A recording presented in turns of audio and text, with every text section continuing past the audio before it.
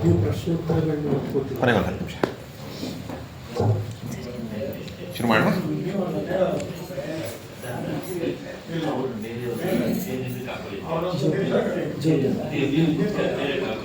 ಮೂಕಂ ಕರೋತಿ ವಾಚಾಲಂ ಪಂಗುಂ ಲಂಘಯತೆ ಗಿರಿಂ ಯತ್ಕೃಪಾ ತಮಹಂ ವಂದೇ ಪರಮಾನಂದ ಮಾಧವಂ. ಸದಾಶಿವಸಮಾರಂಭಾಂ ಶಂಕರಾಚಾರ್ಯ ಮಧ್ಯಮಾಂ ಅಸ್ಮದಾಚಾರ್ಯ ಪರ್ಯಂತಾಂ ವಂದೇ ಗುರು ಪರಂಪರಾಂ. ಎಲ್ರಿಗೂ ನಮಸ್ಕಾರ ಮತ್ತು ಎಲ್ಲರಿಗೂ ಸ್ವಾಗತ.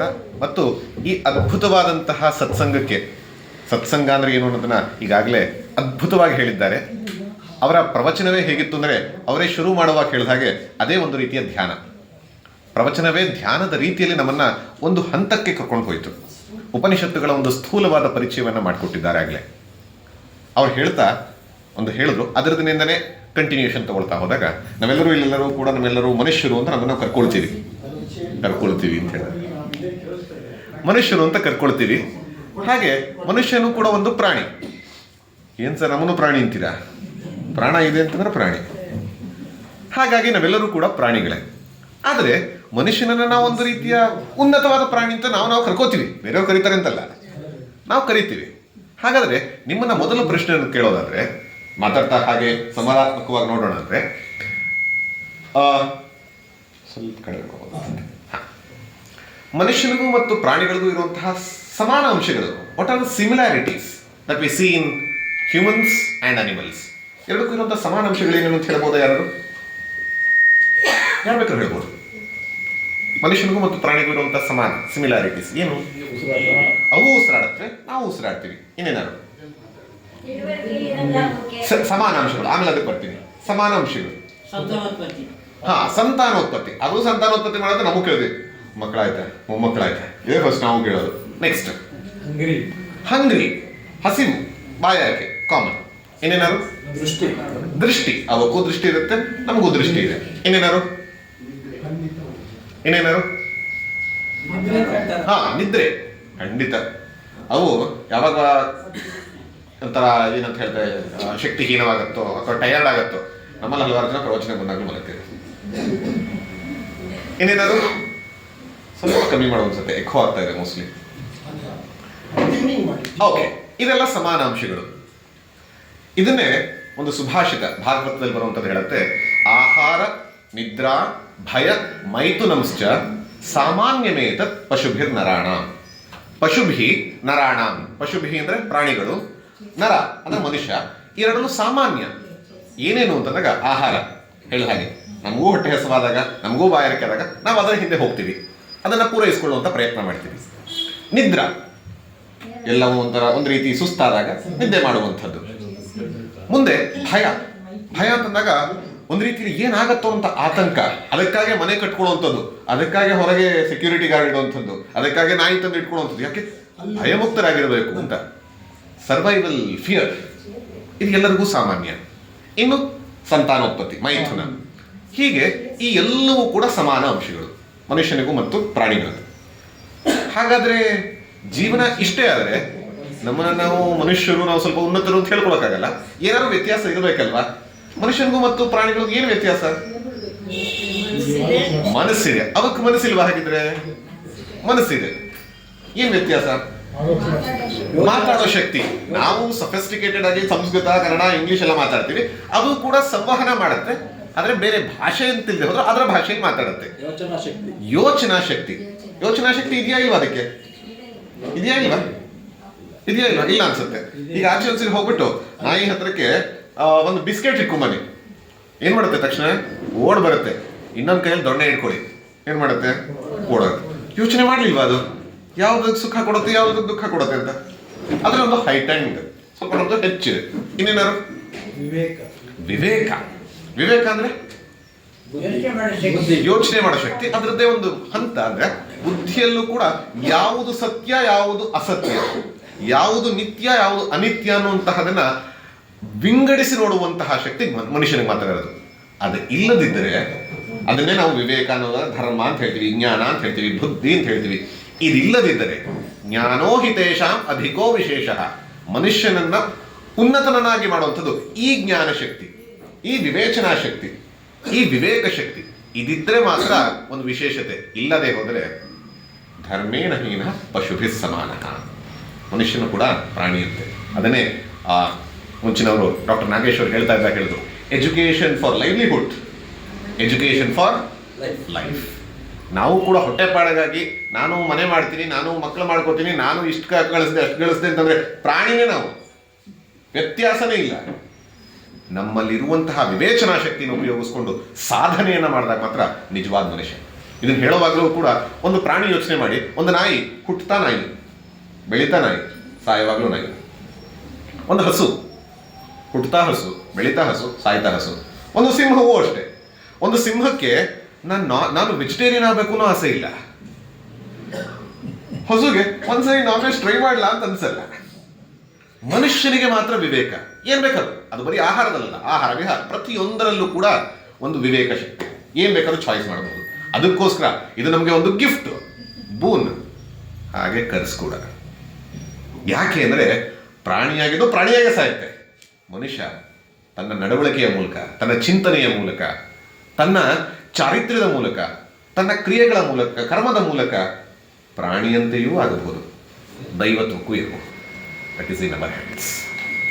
ಯಾವ ಒಂದು ರೀತಿಯಲ್ಲಿ ನಾವು ನಡೀತೀವಿ ಅನ್ನೋದ್ರ ಮೂಲಕ ನಮ್ಮ ಜೀವನ ಯಾವ ಹಂತದಲ್ಲಿ ಹೋಗುತ್ತೆ, ಯಾವ ಡೈರೆಕ್ಷನ್ ಹೋಗುತ್ತೆ ಅಂತ. ಈಗ ನಿಮ್ಮಲ್ಲಿ ಈ ದೃಷ್ಟಿಯಿಂದ ನಮಗೆ ಕೊಟ್ಟಂತಹದ್ದು ಮುಖ್ಯವಾಗಿ ಒಂದು ಮನುಷ್ಯ ಆ ವಿವೇಚನಾ ಶಕ್ತಿಯನ್ನು ಉಪಯೋಗಿಸ್ಕೊಂಡು ಯಾವ ರೀತಿ ಜೀವನವನ್ನು ನಡೆಸ್ತಾನೆ ಅಂತ. ಇಷ್ಟೆಲ್ಲಾ ವಿವೇಚನಾ ಶಕ್ತಿ ಇದ್ರೂ ಕೂಡ ಯಾವ ಥರ ಈಗ ಕಾಂಪಿಟೇಷನ್ಸ್ಗಳೆಲ್ಲ ನಾವೆಲ್ಲ ಭಾಗವಹಿಸಿರ್ತೀವಿ, ಗೆದ್ದಿರ್ತೀವಿ, ಸೋತಿರ್ತೀವಿ. ಗೆದ್ದಾಗ ವಾಟ್ಸ್ಆ್ಯಪ್ ಸ್ಟೇಟಸ್ ಹಾಕೋತೀವಿ, ಗೆದ್ದೆ ನಾವು ಅಂತ. ಸೋತಾಗ ಏನ್ ಸೋತೆ ಅಂತಂದ್ರೆ ಇನ್ಫೀರಿಯಾರಿಟಿ, ಅಯ್ಯೋ ಸೋತು ಬಿಟ್ನಲ್ಲ ಅಂತ ಆಗತ್ತೆ. ಅದೇ ಡಾಗ್ ಕಾಂಪಿಟೇಷನ್ ಅಲ್ಲಿ ಫಸ್ಟ್ ಬಂದು ಗೋಲ್ಡ್ ಮೆಡಲ್ ತಗೊಳುತ್ತೆ, ಅದು ಕಾಲರ್ ರೈಸು ಮಾಡಲ್ಲ, ಸೋತಂತ ಅದು ಡಿಪ್ರೆಷನ್ಗೂ ಹೋಗಲ್ಲ. ಇಲ್ಲಿ ಆ ವಿವೇಕ ಶಕ್ತಿ ಇರೋದು ನಮ್ಮಲ್ಲಿ ಏನಾಗಿದೆ ಅಂದ್ರೆ ನಮ್ಮನ್ನೇ ನಾವು ಸೆಲ್ಫ್ ಜಡ್ಜ್ಮೆಂಟ್ ಮಾಡ್ಕೊಳ್ಳುವಂಥ ರೀತಿಯಲ್ಲಿ ಹೂ ಆಮ್ ಐ, ನಮ್ಮನ್ನ ನಾವೇ ಜಡ್ಜ್ ಮಾಡ್ಕೊಂಡಿದ್ವಿ. ನಾನೊಂದು ಈ ವ್ಯಕ್ತಿ, ನಾನೊಂದ್ರೆ ಇಷ್ಟು, ನನಗೇನು ಇಷ್ಟು ಶಕ್ತಿ ಇದೆ, ನನಗೇನು ಇಷ್ಟು ಬುದ್ಧಿ, ಅವ್ರಿಗೆ ತುಂಬ ಬುದ್ಧಿ ಇದೆಯಪ್ಪ, ನನಗಿಲ್ಲ, ಅವ್ರಿಗೆ ಇಷ್ಟು ಶಕ್ತಿ ಇದೆ. So we have come to conclusions about ourselves. ನಮ್ಮ ಬಗ್ಗೆ ನಾವೇ ಒಂದು ರೀತಿಯಲ್ಲಿ ನಿರ್ಧಾರ ಮಾಡ್ಕೊಂಡ್ಬಿಟ್ಟಿದ್ದೀವಿ ನಾವಿದು ಅಂತ. ಪ್ರಶ್ನೆ ಮಾಡದಿದ್ದರೆ ನಾವು ಹೀಗೆ ಇದ್ದು ಹಾಗೆ ಹೋಗ್ತೀವಿ. ಯಾವಾಗ ಪ್ರಶ್ನೆ ಮಾಡ್ತೀವೋ ಆಗ ಗೊತ್ತಾಗತ್ತೆ ನಮ್ಮ ಸ್ವರೂಪ ಏನಂತ. ಆ ನಮ್ಮ ನಿಜವಾದ ಸ್ವರೂಪವನ್ನು ತಿಳಿಸುವಂಥದ್ದು ಯಾವಾಗ ಉಪನಿಷತ್ತುಗಳು. ಉಪನಿಷತ್ತುಗಳು ಏನಂದ್ರೆ, ಇವಾಗ ನಿಮ್ಮ ಹತ್ರ ಹಲವಾರು ಜನದ ಹತ್ರ ಮೊಬೈಲ್ ಇದೆ, ಅಥವಾ ಇವತ್ತು AI ರೋಬೋಟಿಕ್ಸ್ಗಳಿರ್ಬೋದು, ಈ ಥರದ್ದು ಬೆಳೀತಾ ಇದೆ. ನಿಮ್ಮ ಕೈಗೆ ಒಂದು ಹೊಸ ಇನ್ಸ್ಟ್ರೂಮೆಂಟ್ನ ತಂದ್ಕೊಡ್ತಾರೆ. ಸುಮ್ಮನೆ ಇದನ್ನೇ ಅನ್ಕೊಳ್ಳಿ, ಇದೊಂದು ಇನ್ಸ್ಟ್ರೂಮೆಂಟ್ ಅಂತ ಭಾವಿಸಿ, ಇದನ್ನು ಕೊಡ್ತೀವಿ, ಉಪಯೋಗಿಸಿ ಅಂತ ಹೇಳ್ತೀನಿ. ಏನು ಮಾಡ್ತೀರಿ ನೀವು? ಏನಿದು, ಏನು ಇನ್ಸ್ಟ್ರೂಮೆಂಟ್ ಇದು ಗೊತ್ತಾಗ್ತಾ ಇಲ್ಲ. ಹಿಂದೆ ಮುಂದೆ ನೋಡ್ತೀರಾ, ಆ ಕಡೆ ಈ ಕಡೆ ನೋಡ್ತೀರಾ, ಹೆಂಗೆ ಉಪಯೋಗಿಸ್ಬೇಕು ಗೊತ್ತಾಗಲ್ಲ. ಇಡ್ತೀರಾ, ತಲೆದಿನ ಥರ ಉಪಯೋಗಿಸ್ಬೋದು ಒಬ್ರು, ಇನ್ನೊಬ್ರು ಪೇಪರ್ ವೆಯ್ಟ್ ಥರ ಉಪಯೋಗಿಸ್ಬಹುದು, ಒಬ್ಬೊಬ್ರು ಒಂದೊಂದು ರೀತಿಯಲ್ಲಿ ಉಪಯೋಗಿಸ್ತೀವಿ. ಆದರೆ ನಿಜವಾಗ್ಲೂ ಇದ್ರದ ಉಪಯೋಗ ಏನು ಅನ್ನೋದು ಯಾರು ಗೊತ್ತಿರುತ್ತೆ? ಪರ್ಫೆಕ್ಟ್, ಜೋರಾಗಿ ಸರ್. ಮ್ಯಾನುಫ್ಯಾಕ್ಚರರ್ ಗೊತ್ತಿರುತ್ತೆ. ಮ್ಯಾನುಫ್ಯಾಕ್ಚರರ್ ಗೊತ್ತಿದ್ರೆ ಸಾಕ, ಯೂಸರ್ ಗೊತ್ತಿರಬೇಕು. ಅದಕ್ಕೆ ಏನು ಮಾಡ್ಬೇಕು? ಮ್ಯಾನುಫ್ಯಾಕ್ಚರರು ಮ್ಯಾನ್ಯುಯಲ್ ಕೊಡಬೇಕು. ಮ್ಯಾನ್ಯುಯಲ್ ಕೊಡೋದು ಹೋದ್ರೆ ಡಿಫೆಕ್ಟ್. ಇಲ್ಲಾಂದ್ರೆ ಹೆಂಗೆ ಬೇಕಾದ್ರೂ ಉಪಯೋಗಿಸ್ತೀನಿ. ಅದನ್ನು ನಾನು ಸರಿಯಾಗಿ ಉಪಯೋಗಿಸ್ಬೋದು, ತಪ್ಪಾಗಿ ಉಪಯೋಗಿಸ್ಬೋದು, ಉಲ್ಟಾ ಉಪಯೋಗಿಸ್ಬೋದು. ಹಾಗಾಗಿ ಒಂದು ಗ್ಯಾಡ್ಜೆಟ್ಗೆ ಒಂದು ಮ್ಯಾನ್ಯುಯಲ್ ಬೇಕಾದರೆ, ಜೀವನ ಅನ್ನುವಂತಹ ಒಂದು ಅದ್ಭುತವಾದಂತಹ ಗ್ಯಾಡ್ಜೆಟ್ಗಿಂತಲೂ ಗ್ಯಾಡ್ಜೆಟ್ನ ಉಪಯೋಗಿಸುವಂಥದ್ದು, ಅದಕ್ಕೆ ಮ್ಯಾನ್ಯುಯಲ್ ಬೇಕಲ್ಲ. That is Upanishads, manual for life. Manual ಏನು ಹೇಳುತ್ತೆ? ಈ ಗ್ಯಾಡ್ಜೆಟ್ ಯಾವ ಉದ್ದೇಶಕ್ಕೆ ನಿರ್ಮಾಣ ಆಗಿದೆ ಫಸ್ಟ್ ಹೇಳುತ್ತೆ. ಆ ಉದ್ದೇಶವನ್ನ ಪೂರೈಸೋದಕ್ಕೆ ನಾನು ಯಾವ ರೀತಿ ಉಪಯೋಗಿಸ್ಬೇಕು ಅಂತ ಹೇಳುತ್ತೆ. ಯಾವ ರೀತಿ ಉಪಯೋಗಿಸಿದ್ರೆ ತಪ್ಪು ಆಗುತ್ತೆ ಅಂತ ತಿಳಿಸುತ್ತೆ. ಈ ಮೂರನ್ನು ತಿಳಿಸಿದಾಗ ಅದನ್ನು ಮ್ಯಾನ್ಯುಯಲ್ ಅಂತ ಹೇಳ್ತೀವಿ. ಈಗ ಮನುಷ್ಯ ಜೀವನ ಯಾತಕ್ಕಾಗಿದೆ, ಮನುಷ್ಯ ಜೀವನ ಯಾವ ಉದ್ದೇಶದಿಂದಿದೆ? ಪರ್ಫೆಕ್ಟ್, ಇದಕ್ಕೆ ಅಂತ ಹೇಳಬೇಕು. ನೆಕ್ಸ್ಟ್, ಹಾಗಾದ್ರೆ ಆ ಉದ್ದೇಶವನ್ನ ಪೂರೈಸಬೇಕು ಅಂದ್ರೆ ಏನನ್ನು ಮಾಡಬೇಕು, ಏನನ್ನು ಮಾಡಬಾರ್ದು. ಇಲ್ಲಾಂದ್ರೆ ಜಾಸ್ತಿ ಹೀಟ್ ಮಾಡೋದು ಬರ್ಸ್ಟ್ ಆಗುತ್ತೆ. ನಮ್ಮ ಜೀವನವು ಕೂಡ ಹಲವಾರು ಸರಿ ಯಾವಾಗಲೂ ಕುಕ್ಕರ್ ಥರನೇ ಕುಗ್ತಾ ಇರುತ್ತೆ, ಪ್ರೆಷರ್ ಕುಕ್ಕರ್. ಹಾಗಾಗಿ ಯಾವ ರೀತಿ ಉಪಯೋಗಿಸ್ಬೇಕು, ಏನನ್ನ ಮಾಡಬಾರ್ದು, ಯಾವ ಉದ್ದೇಶಕ್ಕಾಗಿ ಮಾಡಬೇಕು ಅಂತ ತಿಳಿಸುವಂಥದ್ದು ಉಪನಿಷತ್. ಉಪನಿಷತ್ ಅಂದರೆ ಸರಳವಾದ ಒಂದು ಅರ್ಥವನ್ನು ಹೇಳಿದ್ರು. ಹೇಗೆ ಒಬ್ಬ ಹತ್ತಿರ ಹೋಗಿ ಕೆಳಗೆ ಕೂತು ಕಲಿಯುವಂತಹ ಜ್ಞಾನ. ಯಾವ ಜ್ಞಾನ? ಅವರೇ ಹೇಳಿದ್ರು ಎರಡು ವಿದ್ಯೆ. ಯಾವುದು? ಪರ ಅಪರ. ಅಪರ ಅಂದ್ರೆ ಅವರೇ ಹೇಳಿದ್ರು, ಎಷ್ಟರ ಮಟ್ಟಿಗೆ ಅಂದರೆ ಡೆಂಟಲಲ್ಲಿ ಅವ್ರು ಕೇಳೋರೊಳಗೆ ಹೇಳ್ತಾರೆ ಹೇಗೆ ಅಂತಂದರೆ, ಬರೀ ಹಲ್ಲಲ್ಲ, ಹಲ್ಲಿನಲ್ಲಿ ಒಂದನ್ನೇ ನೋಡೋದಕ್ಕೆ specialization. It is going on and on and on, there is no full stop. ಆದರೆ ಪರಾವಿದ್ಯೆಯಲ್ಲಿ it cannot be improved. Sir, update ಮಾಡ್ಕೊಳ್ಳೋಕ್ಕೆ ಆ್ಯಪ್ಗಳಿದೆಲ್ಲ, ಉಪನಿಷತ್ ಅಪ್ಡೇಟೇ ಆಗಿಲ್ವಾ ಅಂತ. ಉಪನಿಷತ್ ಅಪ್ಡೇಟ್ ಆಗಿಲ್ವಾ ಅಂತ. It is not the mantras. ಮಂತ್ರ ಬೇಕಾದ್ರೆ ಅಪ್ಡೇಟ್ ಮಾಡಬಹುದು, ಮಂತ್ರ ಅಪ್ಡೇಟ್ ಮಾಡೋದಲ್ಲ. ಆ ಜ್ಞಾನ ಇದೆಯಲ್ಲ, there is no updation, because that is the conclusive message. ಹೊರಗಿನ ವಿಚಾರ ಆಗಿದ್ರೆ ಇಂಪ್ರೂವೈಸೇಷನ್ ಆಗುತ್ತೆ. ನಾನು ಯಾರೋ ಅನ್ನುವಂಥದ್ದು ಇದ್ದ ಹಾಗೆ ಸಾರ್ವಕಾಲಿಕ ಸತ್ಯವಾಗುತ್ತೆ. ಅದನ್ನು ತಿಳಿಸುವಂಥದ್ದು ಉಪನಿಷತ್ತು. ಇವತ್ತು ಉಪನಿಷತ್ತಿನ ಒಂದು ಸ್ಥೂಲ ಪರಿಚಯ ಮಾಡಿರೋದ್ರಿಂದ ನನಗೆ ನೇರವಾಗಿ ಕೊಟ್ಟಿರುವಂಥದ್ದು ಯಾವುದು ಅಂದರೆ ಮುಂಡಕ ಉಪನಿಷತ್ತಿನ ಒಂದು ಮಂತ್ರವನ್ನು ಕೊಟ್ಟಿದ್ದಾರೆ. ಆಗಲೇ ಹೇಳಿದ್ರು, ಉಪನಿಷತ್ತುಗಳು ಎಷ್ಟು, ಆಕ್ಚುಯಲ್ ನಂಬರ್ ತಗೊಂಡ್ರೆ ಎಷ್ಟು ಶಾಖೆಗಳೋ ಅಷ್ಟು ಉಪನಿಷತ್ತುಗಳು. 1080 ಉಪನಿಷತ್ತುಗಳು ಇರಬೇಕಿತ್ತು, ಇವತ್ತಿಲ್ಲ. ಹೇಳಿದ ಹಾಗೆ ಒಂದಷ್ಟು ಜಾಲತಾಣಗಳನ್ನೆಲ್ಲ ನೋಡಿದಾಗ ನಮಗೊಂದು 250-270ವರೆಗೂ ಇವತ್ತು ಸಿಗ್ತಾ ಇದೆ. ಅದರಲ್ಲಿ 108 ಅಂತೂ ನಿಮಗೆ ಪುಸ್ತಕಗಳು ಸಿಗುತ್ತೆ. 108 ಉಪನಿಷತ್ತುಗಳು ಅನ್ನುವಂಥದ್ದು, ಅದನ್ನು ಮುಕ್ತಿಕೋಪನಿಷತ್ತು ಲಿಸ್ಟ್ ಕೂಡ ಮಾಡುತ್ತೆ. ಅದರಲ್ಲಿ ಮುಖ್ಯ ಉಪನಿಷತ್ತುಗಳು 10 ಅಥವಾ 11 ಶಂಕರರು ಭಾಷ್ಯ ಬರೆದ್ರು ಅಂತ. ಅಲ್ಲ, ಶಂಕರರು ಭಾಷ್ಯ ಬರೆದ್ರೆ ಅದನ್ನ ಯಾಕೆ ಮುಖ್ಯ ಅಂತ ಅನ್ಕೋಬೇಕು ಅಂತ ಪ್ರಶ್ನೆ ಬರುತ್ತೆ. ಶಂಕರರು ಯಾಕೆ ಭಾಷ್ಯ ಬರೆದ್ರು ಅದಕ್ಕೆ ಅಂತ ಅಂದಾಗ, ಬ್ರಹ್ಮಸೂತ್ರದಲ್ಲಿ ವೇದವ್ಯಾಸರು 555 ಸೂತ್ರಗಳಲ್ಲಿ ವಿಚಾರ ಮಾಡ್ತಾ ಯಾವ ವಿಚಾರವನ್ನು ತಗೊಂಡಿದ್ದಾರೆ, ಯಾವ ಐಡಿಯಾನ ತಗೊಂಡಿದ್ದಾರೋ ಅದು ಆ 11. ಇನ್ನೊಂದು 2-3 ಬರುತ್ತೆ ಆಕ್ಚುಲಿ. ಮಹಾನಾರಾಯಣ ಉಪನಿಷತ್ ಒಂಚೂರು ಬರುತ್ತೆ, ಕೌಶಿತಕಿ ಒಂಚೂರು ಬರುತ್ತೆ, ಇನ್ನು ಕೈವಲ್ಯ ಉಪನಿಷತ್ ಒಂಚೂರು ಬರುತ್ತೆ. ಈ ಥರ 14-15 ನೃಸಿಂಹತಾಪಿನಿ ಉಪನಿಷತ್ ಅಂತ ಒಂಚೂರು ಬರುತ್ತೆ. 14-15 ಉಪನಿಷತ್ತುಗಳನ್ನು ಅನಲೈಸ್ ಮಾಡಿರುವಂಥದ್ದು ವೇದವ್ಯಾಸರು. ಹಾಗಾಗಿ ಅದನ್ನು ತಗೊಂಡು ಭಾಷ್ಯವನ್ನು ಬರೆದು ಶಂಕರಾಚಾರ್ಯರು ಅದನ್ನು ಪ್ರಸಾರ ಮಾಡಿದ್ರು. ಯಾಕೆಂದ್ರೆ ಎಲ್ಲ ಉಪನಿಷತ್ತುಗಳು ಹೇಳೋದೇನು, ಒಂದೇ ವಿಚಾರ, ಆತ್ಮ ವಿಚಾರ. ಈಗ ಒಂದು ಬೆಲ್ಲದ ಒಂದು ಗಟ್ಟಿಯನ್ನು ಕೊಡ್ತೀನಿ, ನೀವು ಯಾವ ಕಡೆಯಿಂದ ಸವಿರಿ, ಏನು ಸಿಗತ್ತೆ? ನೀವು ಯಾವ ಉಪನಿಷತ್ ನೋಡೋದು ಇದೇ ಸಿಗುತ್ತೆ. ನಾನು ಈ ಉಪನಿಷತ್ ಮುಗಿಸಿದೆ, ನೆಕ್ಸ್ಟ್ ಉಪನಿಷತ್ ಯಾವ್ದು ಮುಗಿಸ್ಲಿ ಅಂತಂದ್ರೆ ಮುಗಿಸ್ತಾ ಹೋಗ್ತೀವಿ ಹೊರತು ತಿಳಿತಾ ಹೋಗಲ್ಲ. ನೀವು ಯಾವ ಉಪನಿಷತ್ತಿನಿಂದ ತಿಳಿಯೋಕೆ ಹೋದ್ರು ಕೊನೆಗೆ ಸಿಗೋದು ಇದೇ ವಿಚಾರ, ಆತ್ಮವಿಚಾರ. ಈಗ ಮುಂಡಕ ಉಪನಿಷತ್ ಅತ್ಯಂತ ಅದ್ಭುತವಾದ ಉಪನಿಷತ್. ಯಾಕೆ ಅಂತಂದಾಗ ಅದರ ಒಂದು ಶೈಲಿ ಯಾವ ರೀತಿ ಇದೆ, ಅದರ ಒಂದು ವಿಷಯ ಪ್ರತಿಪಾದನೆ ಯಾವ ರೀತಿ ಇದೆ, ಕೇಳಿದಂತಹ ಸ್ಟೂಡೆಂಟ್ ಏನು ಕೇಳಿದ, ಉತ್ತರ ಕೊಟ್ಟಂಥ ಮಾಸ್ಟರ್ ಯಾವ ರೀತಿ ಉತ್ತರ ಕೊಟ್ಟರು, ಮತ್ತು ಅದರ ಮೆಥಡಾಲಜಿ, ಇದನ್ನು ನೋಡಿದಾಗ ಅದರಲ್ಲಿರುವಂತಹ ವಿಭಿನ್ನತೆ ಗೊತ್ತಾಗುತ್ತೆ. ಮೊದಲೇ ಬರುತ್ತೆ, ಸ್ಟೂಡೆಂಟ್ ಬರ್ತಾನಂತೆ, ಶೌನಕ ಅಂತ ಹೆಸರು. ಶೌನಕ ಅನ್ನುವಂತಹ ಸ್ಟೂಡೆಂಟ್ ಬರ್ತಾನೆ, ಮಹಾಶಾಲ, ಅತ್ಯಂತ ಹೆಚ್ಚು ತಿಳ್ಕೊಂಡಿರುವಂತಹ ವ್ಯಕ್ತಿ. ಆಗಲೇ ಬಂದು ಕೇಳ್ತಾನೆ ಗುರುಗಳನ್ನ, ಕಸ್ಮಿನ್ನು ಭಗವೋ ವಿಜ್ಞಾತೆ ಸರ್ವಮಿದಂ ವಿಜ್ಞಾತಂ ಭವತಿ ಇತಿ ತದ್ಬ್ರೂಹಿ. ಏನು ಅಂತಂದ್ರೆ, ನನಗೆ ನೀವೇ ಹೇಳ್ಕೊಡಿ ಅಂತ. ಅದನ್ನು ನಾವು ಹೋಗಿ ಕೇಳ್ತೀವಿ, ಇದನ್ನು ಹೇಳ್ಕೊಡಿ, ಅದನ್ನು ಹೇಳ್ಕೊಡಿ, ಇದನ್ನು ಹೇಳ್ಕೊಡಿ ಅಂತ. ಆದ್ರೆ ಇಲ್ಲಿ ಕೇಳ್ತಾ ಇರುವಂಥ ಸ್ಟೂಡೆಂಟು ಶೌನಕ ಏನು ಕೇಳಿದಾನೆ ಅಂದ್ರೆ, ಕಸ್ಮಿನ್ನು ಭಗವೋ ವಿಜ್ಞಾತೆ ಸರ್ವಮಿದಂ ವಿಜ್ಞಾತಂ ಭವತಿ. ನನಗೆ ಯಾವುದೋ ಒಂದು ಜ್ಞಾನವನ್ನು ಮಾತ್ರ ಹೇಳ್ಕೊಡಿ, ಜಾಸ್ತಿ ಎಲ್ಲ ಹೇಳ್ಕೊಡ್ಬೇಡಿ, ತುಂಬಾ ಕಲಿಯೋಕ್ಕೆಲ್ಲ ಟೈಮ್ ಇಲ್ಲ ನಾವು ಅಂತೀವಲ್ಲ ಹಾಗೆ. ಒಂದು ಜ್ಞಾನವನ್ನೇ ಹೇಳ್ಕೊಡ್ಬೇಕು. ಆದ್ರೆ ಯಾವ ಜ್ಞಾನ ಇರಬೇಕಂದ್ರೆ, ಆ ಜ್ಞಾನವನ್ನು ತಿಳಿದ್ರೆ ಸರ್ವಜ್ಞಾನವೂ ತಿಳಿದಂಗಾಗಬೇಕು, ಒಂದನ್ನು ತಿಳಿದ್ರೆ ಸರ್ವಜ್ಞವನ್ನು ತಿಳಿದಂಗಾಗಬೇಕು. ಹೇಗಿದೆ ನೋಡಿ, ಇವಾಗ ಯೋಚನೆ ಮಾಡಿ, ವಿಜ್ಞಾನವನ್ನು ತಿಳಿದ್ರೆ ಬಿಸ್ನೆಸ್ ತಿಳಿದಾಗ, ಎಕನಾಮಿಕ್ಸ್ನ ತಿಳಿದ್ರೆ ಮ್ಯಾಥಮೆಟಿಕ್ಸ್ನ ತಿಳಿದಾಗ, ಡೆಂಟಲ್ ಸೈನ್ಸ್ ತಿಳಿದ್ರೆ ಮೆಡಿಕಲ್ ಸೈನ್ಸ್ ತಿಳಿದಾಗ, ಮತ್ತೆ ಒಂದು ತಿಳಿದ್ರೆ ಒಂದೇ ತಿಳಿದಂಗಾಗಬೇಕು. ಆದರೆ ಇಲ್ಲಿ ಪ್ರಶ್ನೆ ಕೇಳಿರುವಂಥದ್ದು ಏನಂದ್ರೆ, ಯಾವುದೋ ಒಂದನ್ನು ತಿಳಿದ್ರೆ ಎಲ್ಲವನ್ನೂ ತಿಳಿದಂತಾಗಬೇಕು, ಅದನ್ನು ಹೇಳ್ಕೊಡಿ ಅಂತ. ಬಂದಿರುವಂಥ ಸ್ಟೂಡೆಂಟ್ನ ಮೆಚುರಿಟಿ ಲೆವೆಲ್ ನೋಡಿ ಹೇಗಿದೆ. ಆಗ ಟೀಚರ್ ನಮ್ಮ ಥರ ಅಲ್ಲಾದ್ರೆ, ಪೆದ್ದ ಸುಮ್ಮನೆ ಕೂತ್ಕೋ, ಇದನ್ನು ಕಲಿತ್ರೆ ಇದನ್ನು ಕಲಿತೀಯಾ, ಅದನ್ನು ಕಲಿತ್ರೆ ಅದನ್ನು ಕಲಿತೀಯಾ ಅಂದರೆ ಆಗ ಕೊಡುವಂತಹ ಉತ್ತರ ಆಂಗೀರ ಸಂಹರ್ಷಿಗಳು ಕೊಡುವಂತಹ ಉತ್ತರ ಏನು ಅಂದರೆ, ಅವ್ರು ಹೇಳೋದಲ್ಲ, ಡಾಕ್ಟರ್ ನಾಗೇಶ್ ಸರ್ ಹೇಳೋದಲ್ಲ ಹಾಗೆ, 2 ಥರ ವಿದ್ಯೆ ಇದೆಯಪ್ಪ, ಒಂದು ಅಪರ, ಇನ್ನೊಂದು ಪರ. ಅಪರ ಅಂತಂದಾಗ ಏನು, ಬರೀ ಮೆಡಿಕಲ್ ಸೈನ್ಸ್ ಅಲ್ಲ. ನಾವೆಲ್ಲ ಅನ್ಕೋತೀವಿ ಬರೀ ವಿಜ್ಞಾನ ಹೊರಗಿಂದು ಅಂತ. ಅದರಲ್ಲಿ ಲಿಸ್ಟ್ ಮಾಡ್ತಾ ಹೋಗ್ತಾರೆ, ಋಗ್ವೇದ, ಯಜುರ್ವೇದ, ಸಾಮವೇದ, ಅಥರ್ವವೇದ ಎಲ್ಲವೂ ಅಪರಾವಿದ್ಯೆ ಅಂತ. ಅಯ್ಯೋ, ವೇದಗಳು ಅಪರಾವಿದ್ಯೆನ? ನೀವು ವೇದನ ಮಂತ್ರ ತರ ನೋಡೋ, ಅದು ಅಪರಾವಿದ್ಯೆ. ಲಿಸ್ಟ್ ಅಲ್ಲಿಗೆ ಹಾಕೋದು. ನೀನು ಏನೇನೇನೇನೇನೇನು ಕಲಿತೀಯೋ ವಿಷಯವಾಗಿ ಇಟ್ಕೊಂಡು ಎಲ್ಲ ಅಪರಾವಿದ್ಯೆ ಅಂತ. ಸ್ಟೂಡೆಂಟು ಹೌದಾ, ಇದನ್ನೆಲ್ಲ ಕಲಿಬೇಕು ಅಂತ ಅನ್ಕೊಂಡಿದ್ದೆ, ಹಾಗಾದ್ರೆ ಬೇಕಿಲ್ವಾ ಅನ್ನಿಸ್ಬಿಡ್ತು. ಮತ್ತೆ ಹಾಗಾದ್ರೆ ಏನು, ಪರಾವಿದ್ಯೆ ಅಂತಿದೆ. ಅದಕ್ಕೆ ಅಕ್ಷರ ವಿದ್ಯೆ ಅಂತಾರೆ, ನಾಶವಾಗದ ವಿದ್ಯೆ ಅಂತಾರೆ, ನಾಶವಾಗದ ವಸ್ತುವಿನ ವಿದ್ಯೆ ಅಂತಾರೆ. ಅದು ಹೊರಗಿನ ವಸ್ತು ಅಲ್ಲ, ಒಳಗಿನ ವಸ್ತುವೂ ಅಲ್ಲ, ನೀನೇ ಅದು ಅಂತ.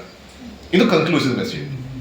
ಇದನ್ನ ತಿಳಿಸೋದಕ್ಕೆ ಈ ಉಪನಿಷತ್ನಲ್ಲಿ ಒಂದು 64 ಮಂತ್ರಗಳಿದೆ. 64 ಮಂತ್ರಗಳ ಮೂಲಕ ಹೇಗೆ ಹೇಳಿದ್ದಾರೆ ಅಂದರೆ, ಅಲ್ಲಲ್ಲಿ ಮೆಟಫರ್ಸ್, ರೂಪಕಗಳನ್ನು ಉಪಯೋಗಿಸಿಕೊಂಡು, ಅದರಲ್ಲಿರುವಂತಹ ಉಪಮೆಗಳನ್ನು ಉಪಯೋಗಿಸಿಕೊಂಡು ನಮಗೆ ವಿಚಾರಗಳನ್ನು ತಿಳಿಸಿರುವಂಥದ್ದು ಮುಂಡಕೋಪನಿಷತ್ತಿನ ಒಂದು ಸ್ಪೆಷಾಲಿಟಿ. ಮಾಂಡುಕ್ಯ ಉಪನಿಷತ್ತನ್ನು ನೀವು ತೊಗೊಂಡ್ರೆ 12 ಮಂತ್ರ, ಏನಿಲ್ಲ, 3 ಅವಸ್ಥೆ ತೊಗೊಂಡು ಬುಕ್ಸ್ ಹಾಕ್ತಾರೆ ಅಷ್ಟೇ, ಏನಿಲ್ಲ, ಯಾವ ಎಕ್ಸಾಂಪಲ್ ಸ್ಟೋರಿ ಗಿರಿ ಏನಿಲ್ಲ, ಡೈರೆಕ್ಟ್ ವಿಷಯ ಕೊಡೋದಷ್ಟೇ. ಒಂದೊಂದು ರೀತಿಯಲ್ಲಿ ಕೊಡ್ತಾ ಹೋಗುತ್ತೆ. ಈಗ ನೀವು ಕಠೋಪನಿಷತ್ಗೆ ಹೋದರೆ ರಥಕಲ್ಪನೆ ಬರುತ್ತೆ, ಪ್ರತಿಯೊಂದರಲ್ಲೂ ಒಂದೊಂದು ವಿಶೇಷತೆ ಇರುತ್ತೆ. ಈ ಉಪನಿಷತ್ನಲ್ಲಿ ಅದ್ಭುತವಾಗಿ, ವಿಶೇಷವಾಗಿ, ವಿಭಿನ್ನವಾಗಿ ರೂಪಕಗಳ ಮೂಲಕ ಕೊಡುವಂಥದ್ದು. ಮೊದಲನೇ ಅಧ್ಯಾಯದಲ್ಲಿ ಬರುತ್ತೆ, ಈ ಸೃಷ್ಟಿ ಹೆಂಗಾಯಿತು, ಅದಕ್ಕೊಂದು ರೂಪಕ, ಜೇಡರ ಬಲೆಯಂತೆ ಆಯಿತು ಅಂತ, ಸ್ಪೈಡರ್ ವೆಬ್. ನಾವು ಹಲವಾರು ಸರಿ ಅಂತೀವಿ. ಈಗ ಈ ಟೇಬಲ್ ಸೃಷ್ಟಿ ಆಗಬೇಕು ಅಂದ್ರೆ ಏನ್ ಬೇಕು? ಮರ ಬೇಕು. ಇನ್ನೇನ್ ಬೇಕು? ಮರ ಇದೆ ಅಲ್ಲ ಸರ್, ಅಲ್ಲಿ ಟೇಬಲ್ ಆಗ್ತಾ ಇಲ್ಲ, ಏನ್ ಮಾಡೋಣ? ಮಾಡೋನ್ ಬೇಕು, ಕಾರ್ಪೆಂಟರ್ ಬೇಕು, ಇಲ್ಲಾಂದ್ರೆ ಆಗಲ್ಲ. ಅದ್ರ ಜೊತೆಗೆ ಆಯ್ತು, ಕಾರ್ಪೆಂಟರ್ ಅಂದ್ರೆ ಕಾರ್ಪೆಂಟರ್ ಸ್ಕಿಲ್ಸ್, ನನಗೆ ಕಳ್ಸ, ನನಗೆ ಮಾಡಕ್ ಬರಲ್ಲ. ಸೊ ಸ್ಕಿಲ್ಸ್ ಇರಬೇಕು, ನಾಲೆಜ್ ಇರಬೇಕು. ಅಂದ್ರೆ ಮಾಡುವಂತಹ ವ್ಯಕ್ತಿ ಇರಬೇಕು, ಮಾಡೋದಕ್ಕೆ ವಸ್ತು ಇರಬೇಕು, ಮಾಡೋದಕ್ಕೆ ಕೌಶಲ್ಯ ಇರಬೇಕು, ಸ್ಕಿಲ್ ಇರಬೇಕು. ಈ 3 ಇದ್ರೆ ಆಗತ್ತೆ ಅಂತ ನಾವಂತೀವಿ. ಹಾಗಾದ್ರೆ ಒಂದು ಮರ, ಒಂದು ಮೇಜ್ ಮಾಡಬೇಕು, ಟೇಬಲ್ ಮಾಡಬೇಕು ಅಂದ್ರೆ ಹೇಗೆ ಬೇಕು ಅಂದ್ರೆ, ಇಡೀ ಜಗತ್ತು ಬಂತು ಅಂದ್ರೆ ಅದಕ್ಕೆ ಹಾಗಾದ್ರೆ ಇದು ಹೆಂಗ್ ಬಂತು ನೀನು ಹೇಳಬೇಕು. ಏನೇನ್ ಬೇಕು? 3 ಬೇಕಿದೆ ಅಲ್ಲ, ಏನ್ ಬೇಕಿದೆ? ಏನಾದ್ರು ಒಂದೊಂದು ಸೃಷ್ಟಿ ಮಾಡಬೇಕು ಅಂದ್ರೆ ಏನೇನ್ ಬೇಕು ನೀವೇ ಹೇಳಿದೀರಿ. ವಸ್ತು ಬೇಕು, ಫಸ್ಟ್ ವಸ್ತು ಇದ್ರೆ ಆಗತ್ತೆ, ಅದ ಪಡ್ಗದು. ನೆಕ್ಸ್ಟ್ ಮಾಡೋರು ಇರ್ಬೇಕು, ಆ ಮಾಡೋನಿಗೆ ಏನಿರ್ಬೇಕು? ಕೌಶಲ್ಯ ಇರಬೇಕು.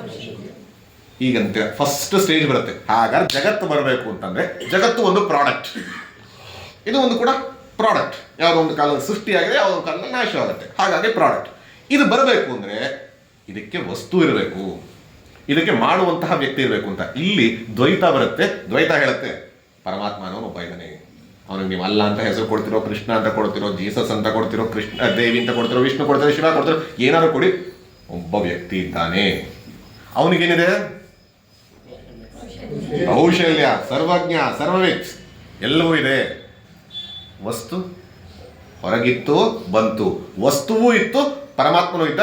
ಈ 2 ಈ ವಸ್ತುವನ್ನ ಉಪಯೋಗಿಸಿಕೊಂಡು ಮಾಡ್ದ ಜಗತ್ತಾಯಿತು ಅಂತ.